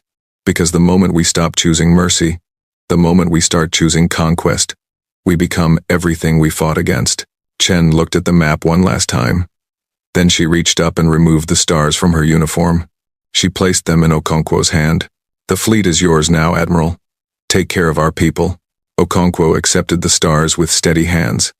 I will, General, I promise. Chen nodded once. Then, without another word, she turned and walked away. Her steps echoed in the corridor, fading into silence. The changing of the guard was complete. 3 months later, the Galactic Council hosted the largest gathering in its history. Representatives from over 400 species assembled on Nexus Prime. The traditional members were there, of course. The Sirathi, the Manthari, the Kalani, even the Vexari, grudgingly participating in the new order they had once opposed. But there were also newcomers, species from beyond the Outer Rim, experiencing galactic civilization for the first time, and at the center of it all, speaking for humanity, stood Ambassador Diana Rodriguez. We are here, she said, her voice carrying through the vast chamber, to celebrate something remarkable. 5 years ago, this council was divided, afraid, uncertain about the future. Today, we are united in purpose. We are reaching out to new civilizations. We are building something that will last for generations. She paused, looking around at the assembled beings. So many shapes, so many colors, so many different forms of life, all gathered in one place. Humanity came to this galaxy as outsiders. We were attacked. We defended ourselves. We fought a war that we did not start but were determined to win. Some of you feared us. Some of you hated us. Some of you thought we were the greatest threat the galaxy had ever faced. A murmur ran through the chamber. Everyone remembered those days. But we also found friends, beings who saw past our weapons to the people holding them, who understood that strength and compassion are not opposites, who believed that different species could work together, despite their differences, to build something better. Rodriguez looked at Yelena, sitting in the Sarathi delegation. The ambassador nodded slightly. Today, I am proud to announce that humanity will be sharing certain technologies with the Galactic Council. Medical advances that have extended our lifespans, agricultural methods that have increased food production, and defensive systems that will help protect peaceful species from aggression. The chamber buzzed with excitement. Humanity had been notoriously secretive about their technology, especially their weapons. This was unprecedented. We are not sharing our railgun technology, Rodriguez continued, and the buzzing died down. Some things must remain our own, but we are sharing enough to prove that we want to be partners, not conquerors. We want to lift others up, not push them down. She spread her hands wide. This is what humanity offers the galaxy. Not dominance, not fear. Partnership, cooperation. A hand extended in friendship, backed by the strength to defend that friendship against any enemy. The eldest floated forward, its light pulsing gently. Ambassador Rodriguez speaks for her species. Does the council accept humanity's offer? One by one, The delegations voted. The Sarathi, yes. The Manthari, yes. The Kelani, yes. Even the Vexari, after a long pause, voted yes. Species after species agreed. When the voting was complete, the eldest made the announcement. The council accepts. Humanity is hereby recognized not merely as a member of our community, but as a leader within it. May this partnership bring prosperity to all. The chamber erupted in applause. Beings of every shape and size celebrated together, their differences forgotten in the joy of the moment. Far above Nexus Prime, in orbit among the diplomatic ships from across the galaxy, the UES Defiance held position. Admiral Okonkwo stood on the bridge, watching the celebration through his view screen. "It's beautiful, isn't it?" his communications officer said. "All those species, working together. I never thought I'd see anything like it." "Neither did I," Okonkwo admitted. "When I was a young officer, we didn't even know aliens existed.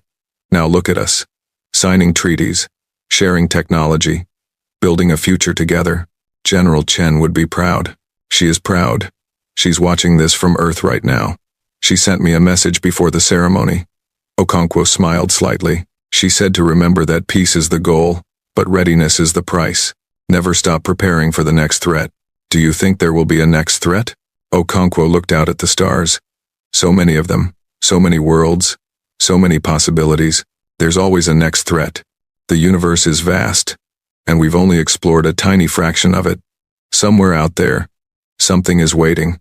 Something we haven't met yet. Maybe friendly, maybe not." He turned back to his bridge crew. "But whatever comes, we'll be ready. That's what humans do. We prepare, we adapt, we survive, and when we have to." He glanced at the weapons display, where the status of the Defiance's railguns glowed steady green. "We fight. Not because we love war, but because we love peace. And sometimes, peace has to be defended."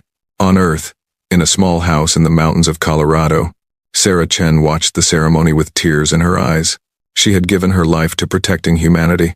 She had made hard choices, sacrificed so much, lost friends and colleagues along the way. There had been times when she wondered if any of it was worth it. Times when she questioned whether humanity deserved to survive in a universe so full of danger. Now she had her answer. The faces on her screen were joyful. Human diplomats shaking hands with beings from 100 different worlds. Scientists comparing notes. Artists sharing their visions. Children of Earth playing with children of distant stars. This was what she had fought for. Not victory. Not power. This. Her phone rang. She answered it to find President Martinez on the line. He was old now too. Retired like her, but still keeping an eye on things. "Are you watching?" he asked. "I'm watching. We did it, Sarah. Everything you worked for. Everything we sacrificed. It was worth it." Chen wiped her eyes. "I know. I finally know. What are you going to do now? Really retire this time?" She laughed softly. "I think so. I have a garden that needs attention. Grandchildren who want to hear stories about the old days. Maybe I'll write a book." "A book about what?" Chen thought about it. About the battle that had changed everything. The single blast that had shaken the galaxy. The years of struggle and triumph that followed. About how a bunch of primitive apes with metal guns scared the most powerful civilizations in the galaxy, she said. And about how those same apes turned out to be the best friends the galaxy ever had. Martinez was quiet for a moment. Then he laughed. "That's a good story. The best." Chen agreed. "Because it's true.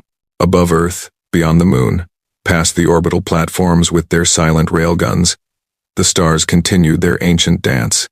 In their light, human ships traveled to distant worlds. Human voices joined in conversations that spanned the galaxy.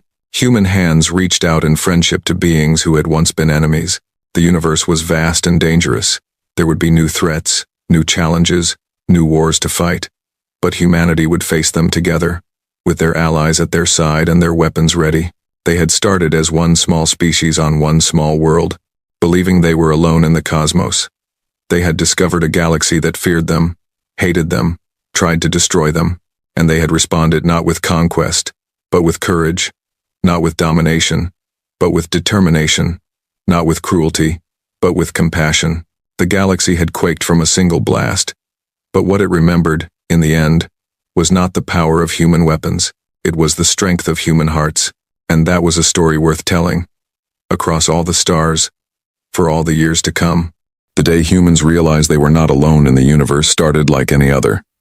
Captain Tom Harris stood on the bridge of the UES Pioneer, Earth's first true deep space vessel. His weathered face showed both pride and worry as the ship pushed, further from home than any human had ever gone. "Captain, we're picking up unusual signals," said Lisa, the communications officer. Her eyes were fixed on the screen in front of her. "What kind of signals?" Tom walked over, his boots making soft sounds on the metal floor. "Not random, sir. Definitely made by someone. Or something." The crew grew quiet. After decades of searching the stars, humanity might finally have its answer. "Track it," Tom ordered. "Let's see where it leads." For 3 days, the Pioneer followed the strange signals. On the 4th day, they found themselves facing something impossible. A massive structure floating in space at least 20 times the size of their ship. "Is that a space station?" asked Mike, the pilot. Before anyone could answer, a beam of light hit their ship. The crew braced for damage, but instead their screens flickered and showed a face, not human, but not completely alien either. It had 2 eyes, a mouth, and what looked like skin, but everything was just different enough to seem wrong. "Greetings, biological entities," the being said in perfect English. "We are the Assembly. Your signals have been monitored for some time. Your approach was expected." Tom straightened his uniform and stepped forward. "I am Captain Tom Harris of the United Earthship Pioneer. We come in peace as explorers." The alien made a sound that might have been laughter. "Explorers? With your primitive technology? Interesting. We have been watching your world for centuries. Your wars, your pollution, your endless fighting. You are savages who somehow managed to build a spaceship." The word savages hung in the air like a bad smell. "We are a young species," Tom admitted, "but we are learning and growing. We wish to join the galactic community." The alien's face showed what might have been pity. "The Assembly does not accept savages as equals. However, we are not cruel. You will be allowed limited trading rights, nothing more." Over the next week, the Pioneer's crew learned more about the Assembly, a group of 15 advanced species who controlled most of the known galaxy. They had rules, laws, and a clear order where newer, less advanced species served the older ones. Ambassador Jane Reed, the mission's diplomatic expert, tried daily to improve relations. "We have much to offer," she told their alien hosts during a meeting. "Art, music, new ways of thinking." "Savage art and primitive music," replied the alien representative named Dorn. "And your ways of thinking led to nearly destroying your own planet several times." In private, the ship's military advisor Bill argued for caution. "They're looking down on us, Captain. That's dangerous. People who think others are savages don't treat them well." "What would you have me do?" Tom asked. "Start a fight with beings who could probably destroy Earth with a push of a button?" "No," Bill said, "but don't trust them either." After 2 weeks of talks, the Assembly reached a decision. Earth would be granted minor trading status and permission to explore certain areas of space, but they would not be given advanced technology, and Earth would have to accept a supervisory delegation, Assembly members who would live on Earth to guide human development. Everyone knew what that really meant. They would be watched. Controlled. When the Pioneer returned to Earth with several Assembly representatives, the news spread worldwide. Some people celebrated first contact. Others warned it was the beginning of the end. At the United Nations, Ambassador Reed presented the Assembly's terms.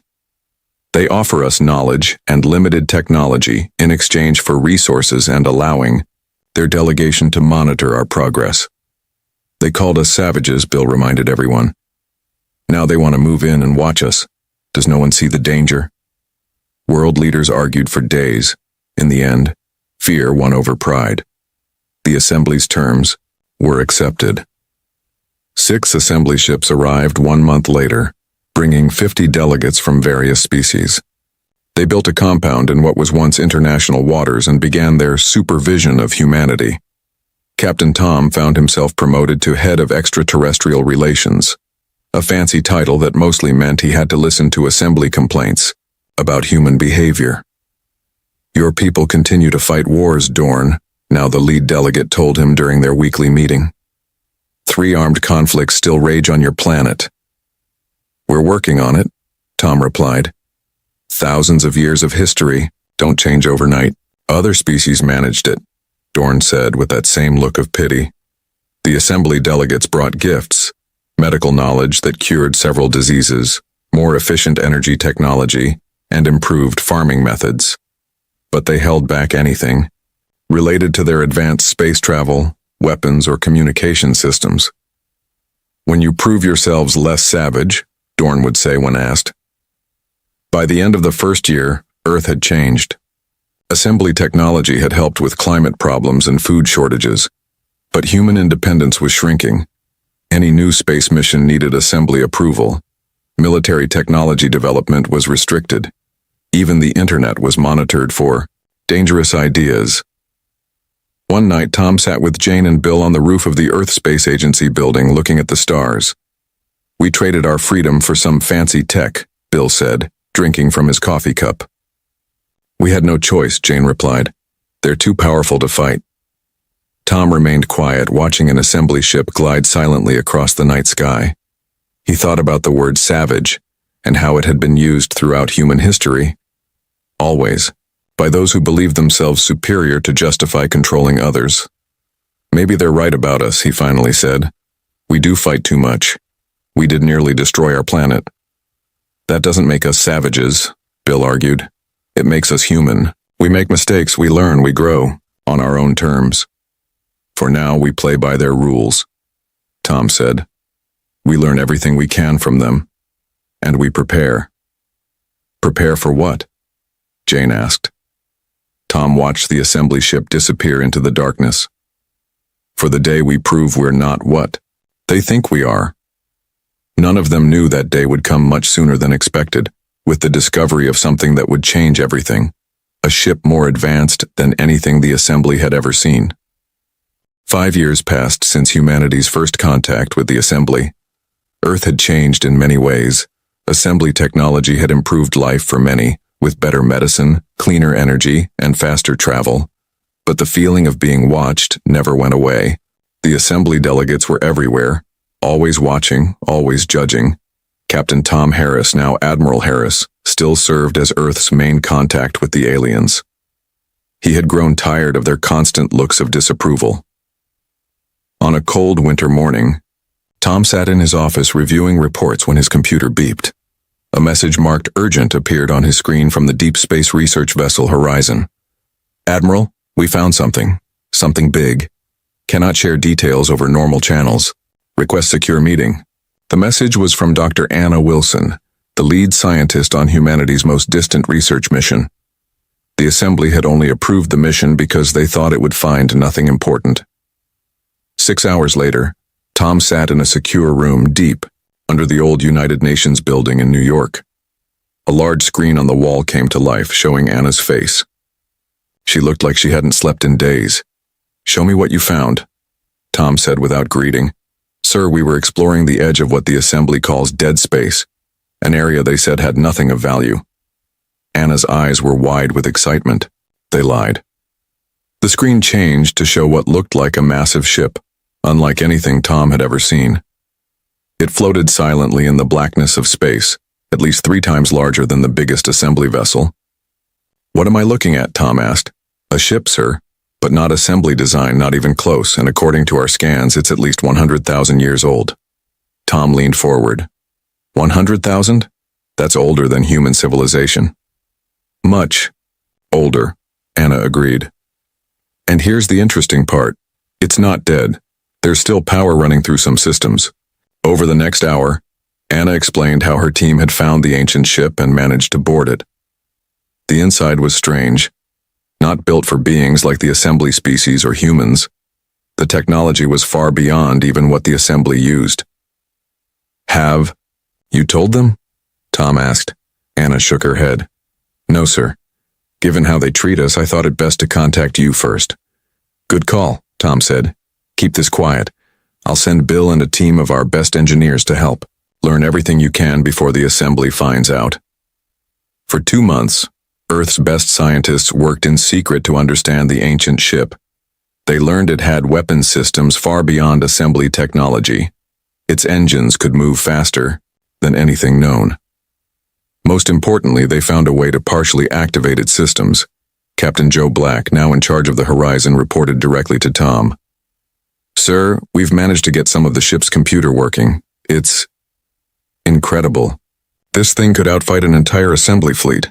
Do we understand how to use it? Tom asked. Not fully, Joe admitted. But we're learning fast. Then came the day they all feared. An assembly patrol ship detected unusual energy readings and investigated. Within hours, Dorn demanded a meeting with Earth's leaders. You have found technology that does not belong to you, Dorn said, his usually calm voice now sharp. The assembly demands you surrender this dangerous artifact immediately. World President Maria Garcia stood firm. The ship was found in unclaimed space by an authorized Earth expedition. By the assembly's own laws, that makes it ours. Laws for civilized species, Dorn replied coldly. Not savages who cannot understand the danger. That ship belongs to the predecessors, a species that vanished long ago. Such technology is too dangerous for humans. We disagree, President Garcia said. We will continue to study it. Dorn's face showed something new. Fear. Then you leave. Us no choice. The Assembly Council will decide how to handle this problem.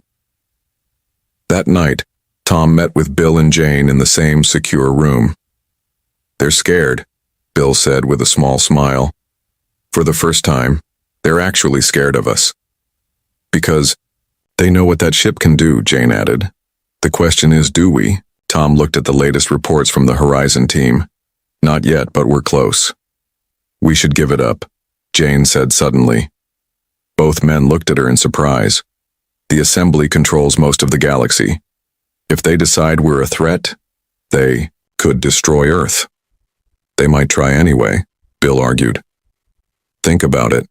If we have technology that makes us equal or even stronger than them, will they really let us keep it? They called us savages from day one. They'll never see us as equals. 3 days later, the Assembly Council made its decision. Earth had 48 hours to surrender the ancient ship or face serious consequences. President Garcia called an emergency meeting of Earth's top leaders and military commanders. If we give up the ship, we remain under their control forever, Tom said to the room. If we keep it, we risk war with a power that controls most of the galaxy. But we have the ship, Bill reminded everyone, which might be more powerful than their entire fleet. Might be, Jane emphasized. We don't know for sure. The debate raged for hours. In the end, President Garcia made the final call. We keep the ship, we continue to learn from it, but we also try one more time for peace. She looked at Tom. Admiral Harris, you'll deliver our answer. We will not surrender the ship, but we offer to share any non-military knowledge we gain from it. That's the best they're going to get. Tom delivered the message personally to Dorn. The Assembly representative's face showed no emotion, but his voice was cold. You have made your choice, Admiral. Remember this moment when your people suffer the consequences of your savage pride. As Tom left the Assembly compound, he received an urgent message from Joe on the horizon. Admiral, the ship's systems are powering up on their own. It's like it's waking up. And sir, we found something else. Records. Data about why the predecessors disappeared. You need to see this. Before Tom could reply, alarm sirens began to sound across the city. He looked up to see multiple assembly ships moving into Earth's orbit. The assembly had made their decision too. There would be no more talking. The time for action had come. As Tom rushed to the military command center, he realized humanity was about to find out if they had discovered salvation or doom in that ancient, dangerous ship. The assembly ships moved into Earth's orbit like giant predators circling their prey. Admiral Tom Harris watched the tactical displays with growing dread as more vessels appeared every hour. 17 ships now, sir, reported Commander Rick, the head of Earth's orbital defense, including 3 of their largest class. And how many can we realistically fight? Tom asked, already knowing the answer. Rick hesitated. Maybe 2 if we're lucky. Our technology is still too far behind theirs. The command center buzzed with tense activity as military personnel prepared for what seemed inevitable. 5 years of uneasy peace with the assembly was ending because of one ancient ship. Any word from the horizon? Tom asked. Still trying to establish secure communications, Rick said. The assembly is jamming most frequencies. Jane rushed into the room, her diplomatic uniform wrinkled as if she had been wearing it for days. I just came from an emergency meeting with Dorn. They're calling this a security action, not a war. Does that distinction matter when they're pointing weapons at our planet? Tom asked. It matters because they're not planning to destroy Earth, Jane explained. They want the ancient ship and they want to place us under direct control. No more pretending we have any independence. Bill joined them, his face grim. So either we hand over our only advantage or they take it by force. President Garcia's face appeared on the main screen. Admiral Harris, please report. Tom gave a quick update on the assembly fleet's position and Earth's defensive readiness. And the ancient ship? She asked. Still trying to reach the horizon. Team, Madam President, communications are difficult right now. We need that ship, Admiral. Whatever it can do, whatever secrets it holds, it's our only hope of surviving this. The screen went black as another communication cut in. Captain Joe's face appeared, the image breaking up with static. Admiral, can you hear me? The ship, it's... Static cut across his words. Joe? Captain Black? Repeat your message. Tom ordered. Systems, activating on their own. We can't control. More static. Some kind of defense protocol. It's like it knows the transmission died completely. Get them back. Tom ordered. For 3 tense hours, they tried every possible communication method to reach the horizon. Meanwhile, the assembly fleet moved into attack formation. President Garcia called again. Admiral Dorn just delivered their final ultimatum. We have 1 hour to surrender the ancient ship and accept their protection, or they will take action. Madam President, I recommend we evacuate as many people as possible to the underground shelters. If they attack, already started, she interrupted. But I need options, Admiral, real options. Before Tom could answer, the tactical display lit up with new warnings. Sir, Rick shouted. The assembly flagship is powering weapons, they said. We had an hour, Jane whispered. Looks like they lied, Bill replied. Tom made his decision. Battle stations. All defense platforms prepare to engage. Get our ships in position to protect major population centers. The next few minutes were chaos as Earth's limited defenses prepared for the fight they couldn't win. Then, suddenly, the communications officer called out, Sir, incoming transmission from the horizon. The main screen showed Captain Joe looking both terrified and amazed. Admiral, the ship activated some kind of defensive system when it detected the assembly fleet. We didn't do anything, it acted on its own. What kind of defensive system? Tom demanded. Some kind of energy field. It's expanding rapidly and... Joe looked at something off-screen. My God, it's heading straight for the assembly fleet. On the tactical display, they watched as something moved from the position of the ancient ship toward the assembly vessels. It wasn't a weapon they recognized, more like a wave of energy spreading across space. Get me visual, Tom ordered. The screen split to show actual footage from an Earth satellite. A ripple of blue-green light moved through space. Beautiful, but terrifying. When it reached the first assembly ship, the massive vessel simply stopped. All lights went dark. It drifted lifelessly. The wave continued, touching ship after ship. Each one went dark upon contact. What's happening? Jane asked, her voice barely a whisper. It's shutting them down, Bill said in awe. Some kind of targeted EMP, maybe? The assembly flagship was the last to be hit. Unlike the others, it managed to fire its weapons before going dark. Energy beams lanced toward Earth. Incoming fire, Rick shouted. The beams struck Earth's orbital defense platforms. 3 exploded instantly, killing everyone aboard. 2 more took heavy damage. Casualties? Tom asked, his voice tight. Early reports show over 200 dead, sir. 4 platforms destroyed or disabled. The room fell silent as everyone processed what had just happened. The assembly had fired, first killing hundreds of humans, but now their entire fleet floated powerless. Sir, Joe's voice came again from the screen. The ship is talking to us, not with words, but through the computer system. It's showing us how to control the energy field, how to board the assembly vessels safely. Keep me updated on everything, Tom ordered. And Captain? Good work out. There. Joe shook his head. We didn't do anything, sir. The ship did it all. It's like it was made to fight the assembly. Over the next few hours, human forces cautiously approached the disabled assembly ships. The crews inside were alive but unable to use any of their technology. Earth's military took control of each vessel without firing a shot. On the flagship, they found Dorn and the other assembly leaders in a state of shock. How did you activate predecessor weapons? Dorn demanded when Tom boarded the ship personally.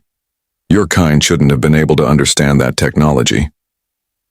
We didn't activate anything, Tom told him. The ship did it on its own when you prepared to attack us. Impossible, Dorn insisted, but fear showed clearly on his face. Meanwhile, scientists studying the ancient ship made a breakthrough.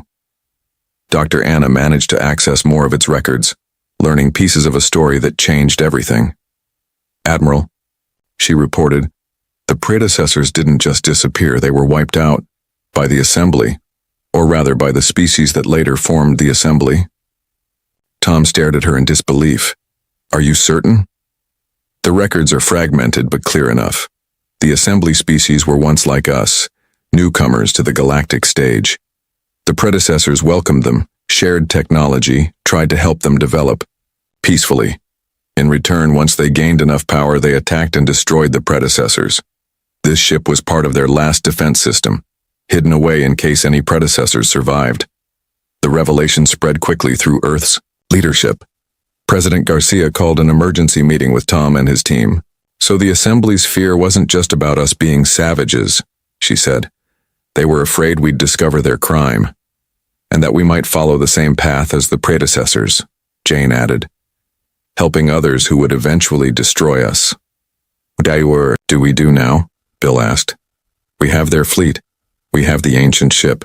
We could end this. Tom looked at the reports coming in from around the world. People were celebrating, thinking the war was over before it truly began. But he knew better. This wasn't a war, he said quietly. It was the first battle.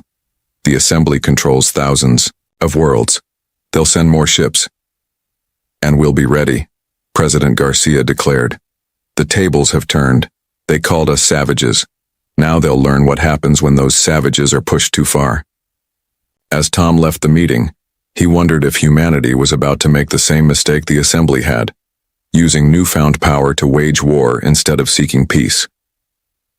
But as reports of the dead came in from the destroyed defense platforms, he also knew there might be no other choice. The assembly had fired first. What came next would be on their heads. The attack on Earth's orbital defenses changed everything. 2,374 people died when the assembly weapons hit the platforms. Each name was read aloud during a global memorial service. Admiral Tom Harris stood with other leaders as the names echoed around the world. After the service, Tom met with President Garcia and what remained of Earth's military command in an underground base in the Rocky Mountains. The assembly has gone silent, Jane reported. We've received no transmissions from their homeworlds or outposts. They're planning, Bill said, gathering a larger force. President Garcia nodded. Our scientists estimate we have 3 weeks, maybe a month before they arrive. The question is, what do we do with that time? All eyes turned to Tom. We scatter, he said simply. Earth is too easy a target. We move as many people as possible to bases on Mars, the Moon, even the outer planets. We hide in the asteroid belt. We become harder to find and harder to kill. And the ancient ship? asked Garcia. That's our main focus. Dr. Anna and her team have made progress understanding its technology. We need to learn everything we can, as fast as we can. Within days, the largest evacuation in human history began. Millions of people moved to hastily constructed bases across the solar system. Earth's remaining ships spread out, ready to fight using what they'd learned from the ancient vessel. Tom moved his command center to Titan, Saturn's largest moon. From there, he coordinated with Captain Joe and Dr. Anna, who continued working on the ancient ship, now code-named Legacy. 2 weeks after the first attack, Anna made contact. "Admiral, we've accessed more of the Legacy's database," she reported, her face tired but excited on the video screen. The predecessors called themselves the Guardians. They built their civilization around helping young species develop peacefully. "Until the assembly species betrayed them," Tom said. Anna nodded. "Yes. And here's the important part. The Legacy isn't just one ship. It's a prototype. There were plans for hundreds, maybe thousands more hidden throughout the galaxy. Hidden where?" Tom leaned forward. "We don't know exact locations yet, but the ship contains technology specifically designed to counter assembly weapons.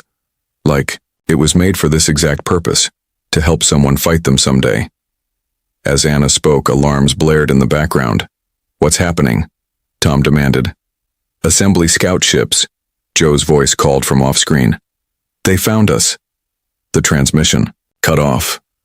Tom immediately ordered a battle alert across the solar system. Within hours, reports came in of assembly ships appearing near every major human outpost. But these weren't the same ships as before. They were smaller, faster, and seemed immune to the energy field that had disabled their fleet during the first encounter. "They adapted," Bill said grimly as they watched battle reports come in. "They must have developed shielding against the Legacy's defense system." The first wave of the second attack was brutal. 3 Earth outposts were destroyed before they could even respond.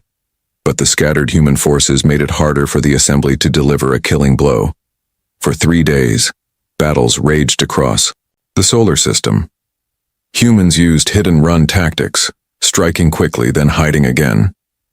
The Legacy, now partially under human control, proved valuable despite the assembly's new defenses.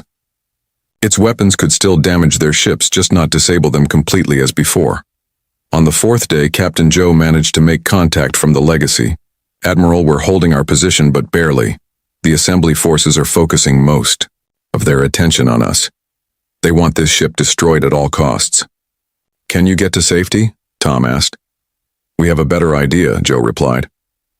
Dr. Anna found something in the ship's records, locations of possible Guardian outposts where more technology might be hidden. "We're sending you the coordinates now." The PAR data came through showing 3 locations in nearby star systems. "We'll draw their attention while you send teams to these coordinates," Joe continued. "If we're lucky, we might find more ships like the Legacy, or at least technology we can use." "And if you're not lucky?" Tom asked quietly. Joe's face was calm despite the sounds of battle in the background. "Then it's been an honor, Admiral." Tom wasted no time. He assembled 3 small, fast teams led by his best officers. Using technology, reverse-engineered from the Legacy, they could reach the nearest coordinates in just days, not years. Meanwhile, the battle for the solar system continued. The Legacy and its crew fought bravely, drawing much of the assembly's attention. But Earth forces were taking heavy losses. For every assembly ship they destroyed, they lost 3 of their own. 5 days into the second attack, a breakthrough came from an unexpected source. Jane, who had been working with captured assembly personnel, rushed into Tom's command center. "Admiral, I've been talking to the assembly crew members we captured. Some of them are willing to help us." "Help us? Why would they do that?" Bill asked, suspiciously. "Because not all assembly species agree with attacking Earth," Jane explained. "Some were forced to join centuries ago, just like they were trying to force us. They've been waiting for a chance to break free." Tom studied Jane's excited face. "What exactly are they offering?" "Information, assembly ship codes, communication frequencies, tactical plans, and most importantly, they say there are others like them Many of the species conquered by the assembly would rise up if given the chance. For the first time since the attack began, Tom felt a spark of hope. This wasn't just about humanity's survival now. It was about freedom for many species, as, if to confirm this new possibility, one of the teams sent to find Guardian technology reported in. "Admiral, this is Commander Lewis. We found something at the first location. Not a ship, but a facility. It's hidden inside an asteroid. And sir, we're not alone here." "Assembly forces?" Tom asked quickly. "No, sir. Representatives from at least 3 other species. They say they've been searching for Guardian technology too, trying to find a way to break free from assembly control." Tom looked at the star map showing the known assembly territory. Thousands of worlds across, hundreds of star systems. If even a fraction of those worlds joined the fight against their oppressors. "Connect me with these representatives," he ordered. "It's time we compared notes." Over the next few days, a remarkable alliance began to form. The species Commander Lewis had encountered shared their own discoveries about Guardian technology. Combined with what humans had learned from the legacy, they began to develop new weapons and defenses. On Earth, the remaining humans fought desperately to hold back assembly forces that had landed in key locations. They were fighting for time for the new alliance to grow stronger. At the Legacy's position, Captain Joe and Dr. Anna continued their desperate battle. Their ship had taken heavy damage, but they refused to retreat. "We found something else," Anna reported during a brief communication window. "The Guardians didn't just build weapons. They created a network, a way for different species to communicate and cooperate across vast distances." "Can we access this network?" Tom asked. "We're trying," Joe replied. "If we succeed, we could potentially contact every world under assembly, control simultaneously." The transmission ended as another assembly attack began. Tom stared at the silent screen, hoping it wouldn't be the last time he heard from them. Later that night, as Tom studied reports from across the solar system, Bill joined him. "Remember when they called us savages?" Bill asked quietly. Tom nodded, not looking up from his work. "I've been thinking about that," Bill continued. "Maybe being savage isn't such a bad thing. The assembly created this perfect, controlled society where everyone knows their place. Maybe you need a little savagery to fight for freedom." Tom finally looked up, a tired smile on his face. "Maybe you're right. And maybe that's why the Guardians left their technology for someone like us to find." As dawn broke over Titan's methane seas, new reports came in. The tide was beginning to turn. The savages of Earth weren't finished yet, not by a long shot. 6 months passed since the Assembly's attack on Earth. 6 months of fighting, hiding, and building a resistance that stretched across dozens of star systems. Admiral Tom Harris looked older now, his face lined with worry and lack of sleep. But his eyes held something new, hope. He stood in the command center of the human base on Europa, Jupiter's ice-covered moon. Around him, representatives from 7 different species worked together, monitoring the growing alliance against the assembly. "Status report," Tom called out.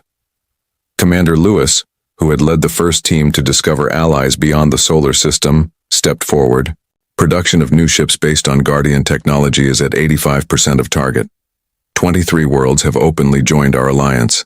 Another 46 are providing secret support." "And the assembly?" "Still searching for us, but their forces are spreading. Thin. They can't be everywhere at once." Tom nodded and turned to Jane, who now led diplomatic relations with their new allies. "The crawl ships will arrive tomorrow," she reported. "That will give us enough firepower for the operation." The operation. After months of planning, the Alliance was ready to strike at the heart of the Assembly, their central command station. It was a bold plan, maybe even foolish. But if they succeeded, they could break the Assembly's control in a single blow.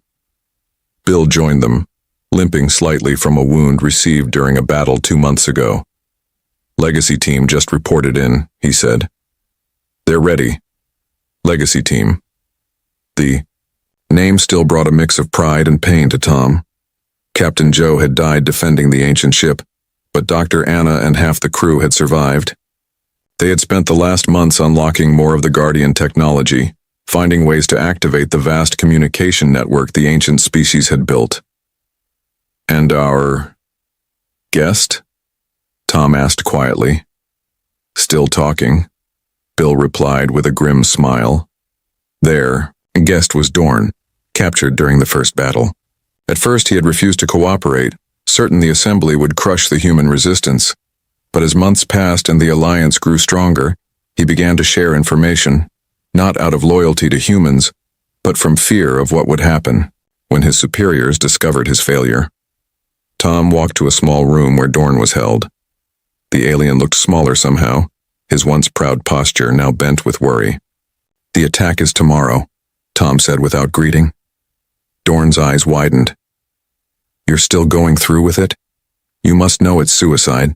The central station is the most heavily defended position in assembly space." "We know. That's why we need the command codes you promised." Dorn hesitated. "And if I provide them, what happens to me?"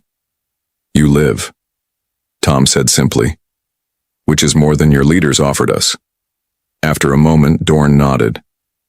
"The codes are real. They will get you past the outer defenses. But the inner chambers, those are protected differently. We'll handle that part," Tom assured him. Later that night, Tom couldn't sleep. He stood at a viewing window, looking out at Jupiter's massive form. Jane found him there, staring into space. "Having doubts?" she asked. "Wondering if we're doing the right thing," Tom admitted. "The Guardians tried to help other species peacefully and they were destroyed for it. We're choosing war." "The Assembly chose war," Jane reminded him. "We're choosing survival. And after, if we win tomorrow, what kind of galaxy do we help build? Do we become the new Assembly, controlling others with our power?" Jane had no answer for that.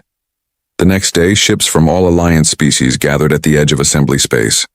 Over 300 vessels, most using technology adapted from Guardian designs. At their center was the Legacy, its ancient systems, now fully operational under Dr. Anna's guidance. Tom stood on the bridge of the flagship, Earth's newest and most powerful ship, named Guardian, in honor of those who came before. Around him, a mixed crew of humans and allies worked in perfect coordination. "All ships report ready, Admiral," Bill announced. Tom took a deep breath. "Send the signal. Operation Freedom begins now." The fleet moved as one, jumping to the coordinates of the Assembly Central Station. Using Dorn's codes, they bypassed the outer defense grid without firing a shot.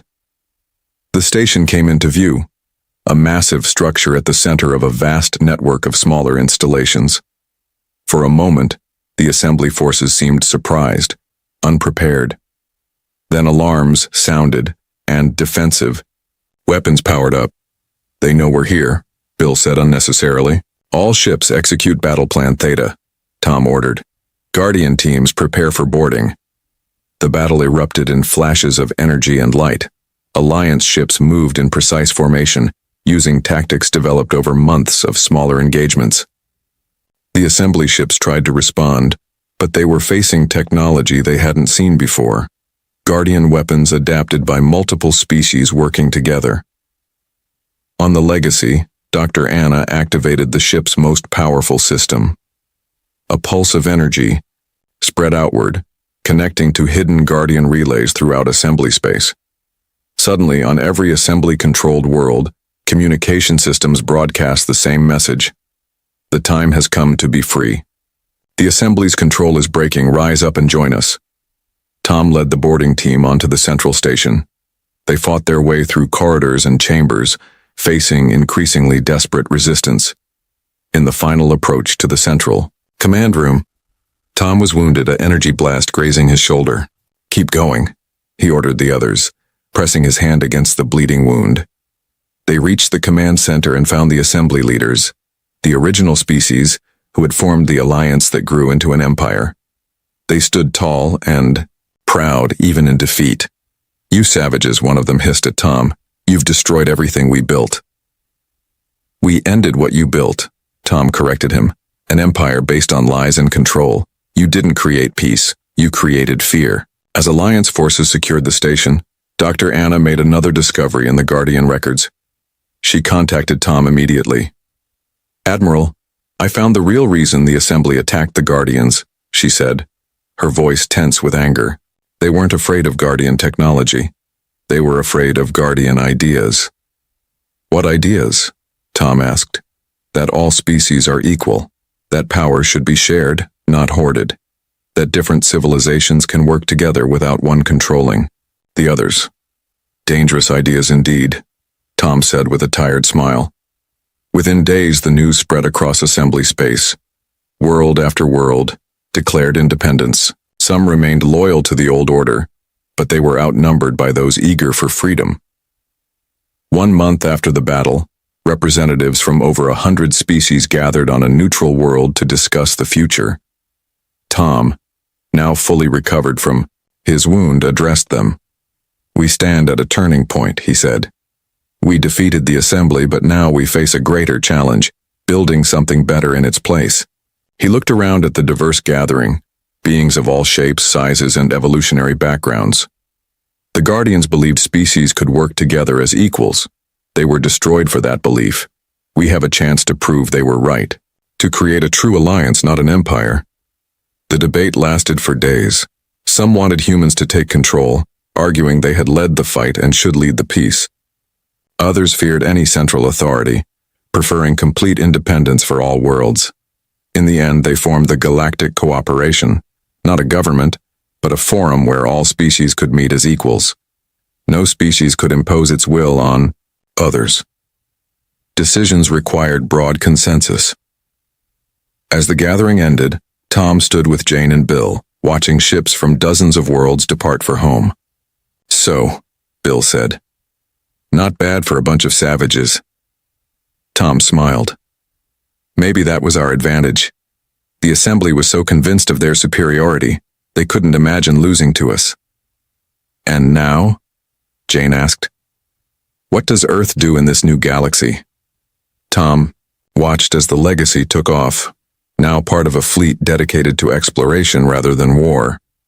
Dr. Anna had found coordinates for more Guardian outposts, hoping to learn from their wisdom rather than just their weapons. "We do what humans have always done," Tom said. "We adapt, we learn, we grow, and maybe we help others do the same." As Earth rebuilt and expanded into the stars, humans carried with them the memory of being called savages. But now the word had taken on a new meaning. In the new galactic cooperation, to be called savage meant to be fierce in defense of freedom, relentless in the face of tyranny, and unwilling to accept control by others. The Assembly had meant it as an insult. Humans had turned it into a badge of honor. And far away in the depths of space, the Guardian legacy lived on, not just in technology, but in the idea that different species could work together as equals, building something greater than any could achieve alone. The savages had built a better galaxy after all.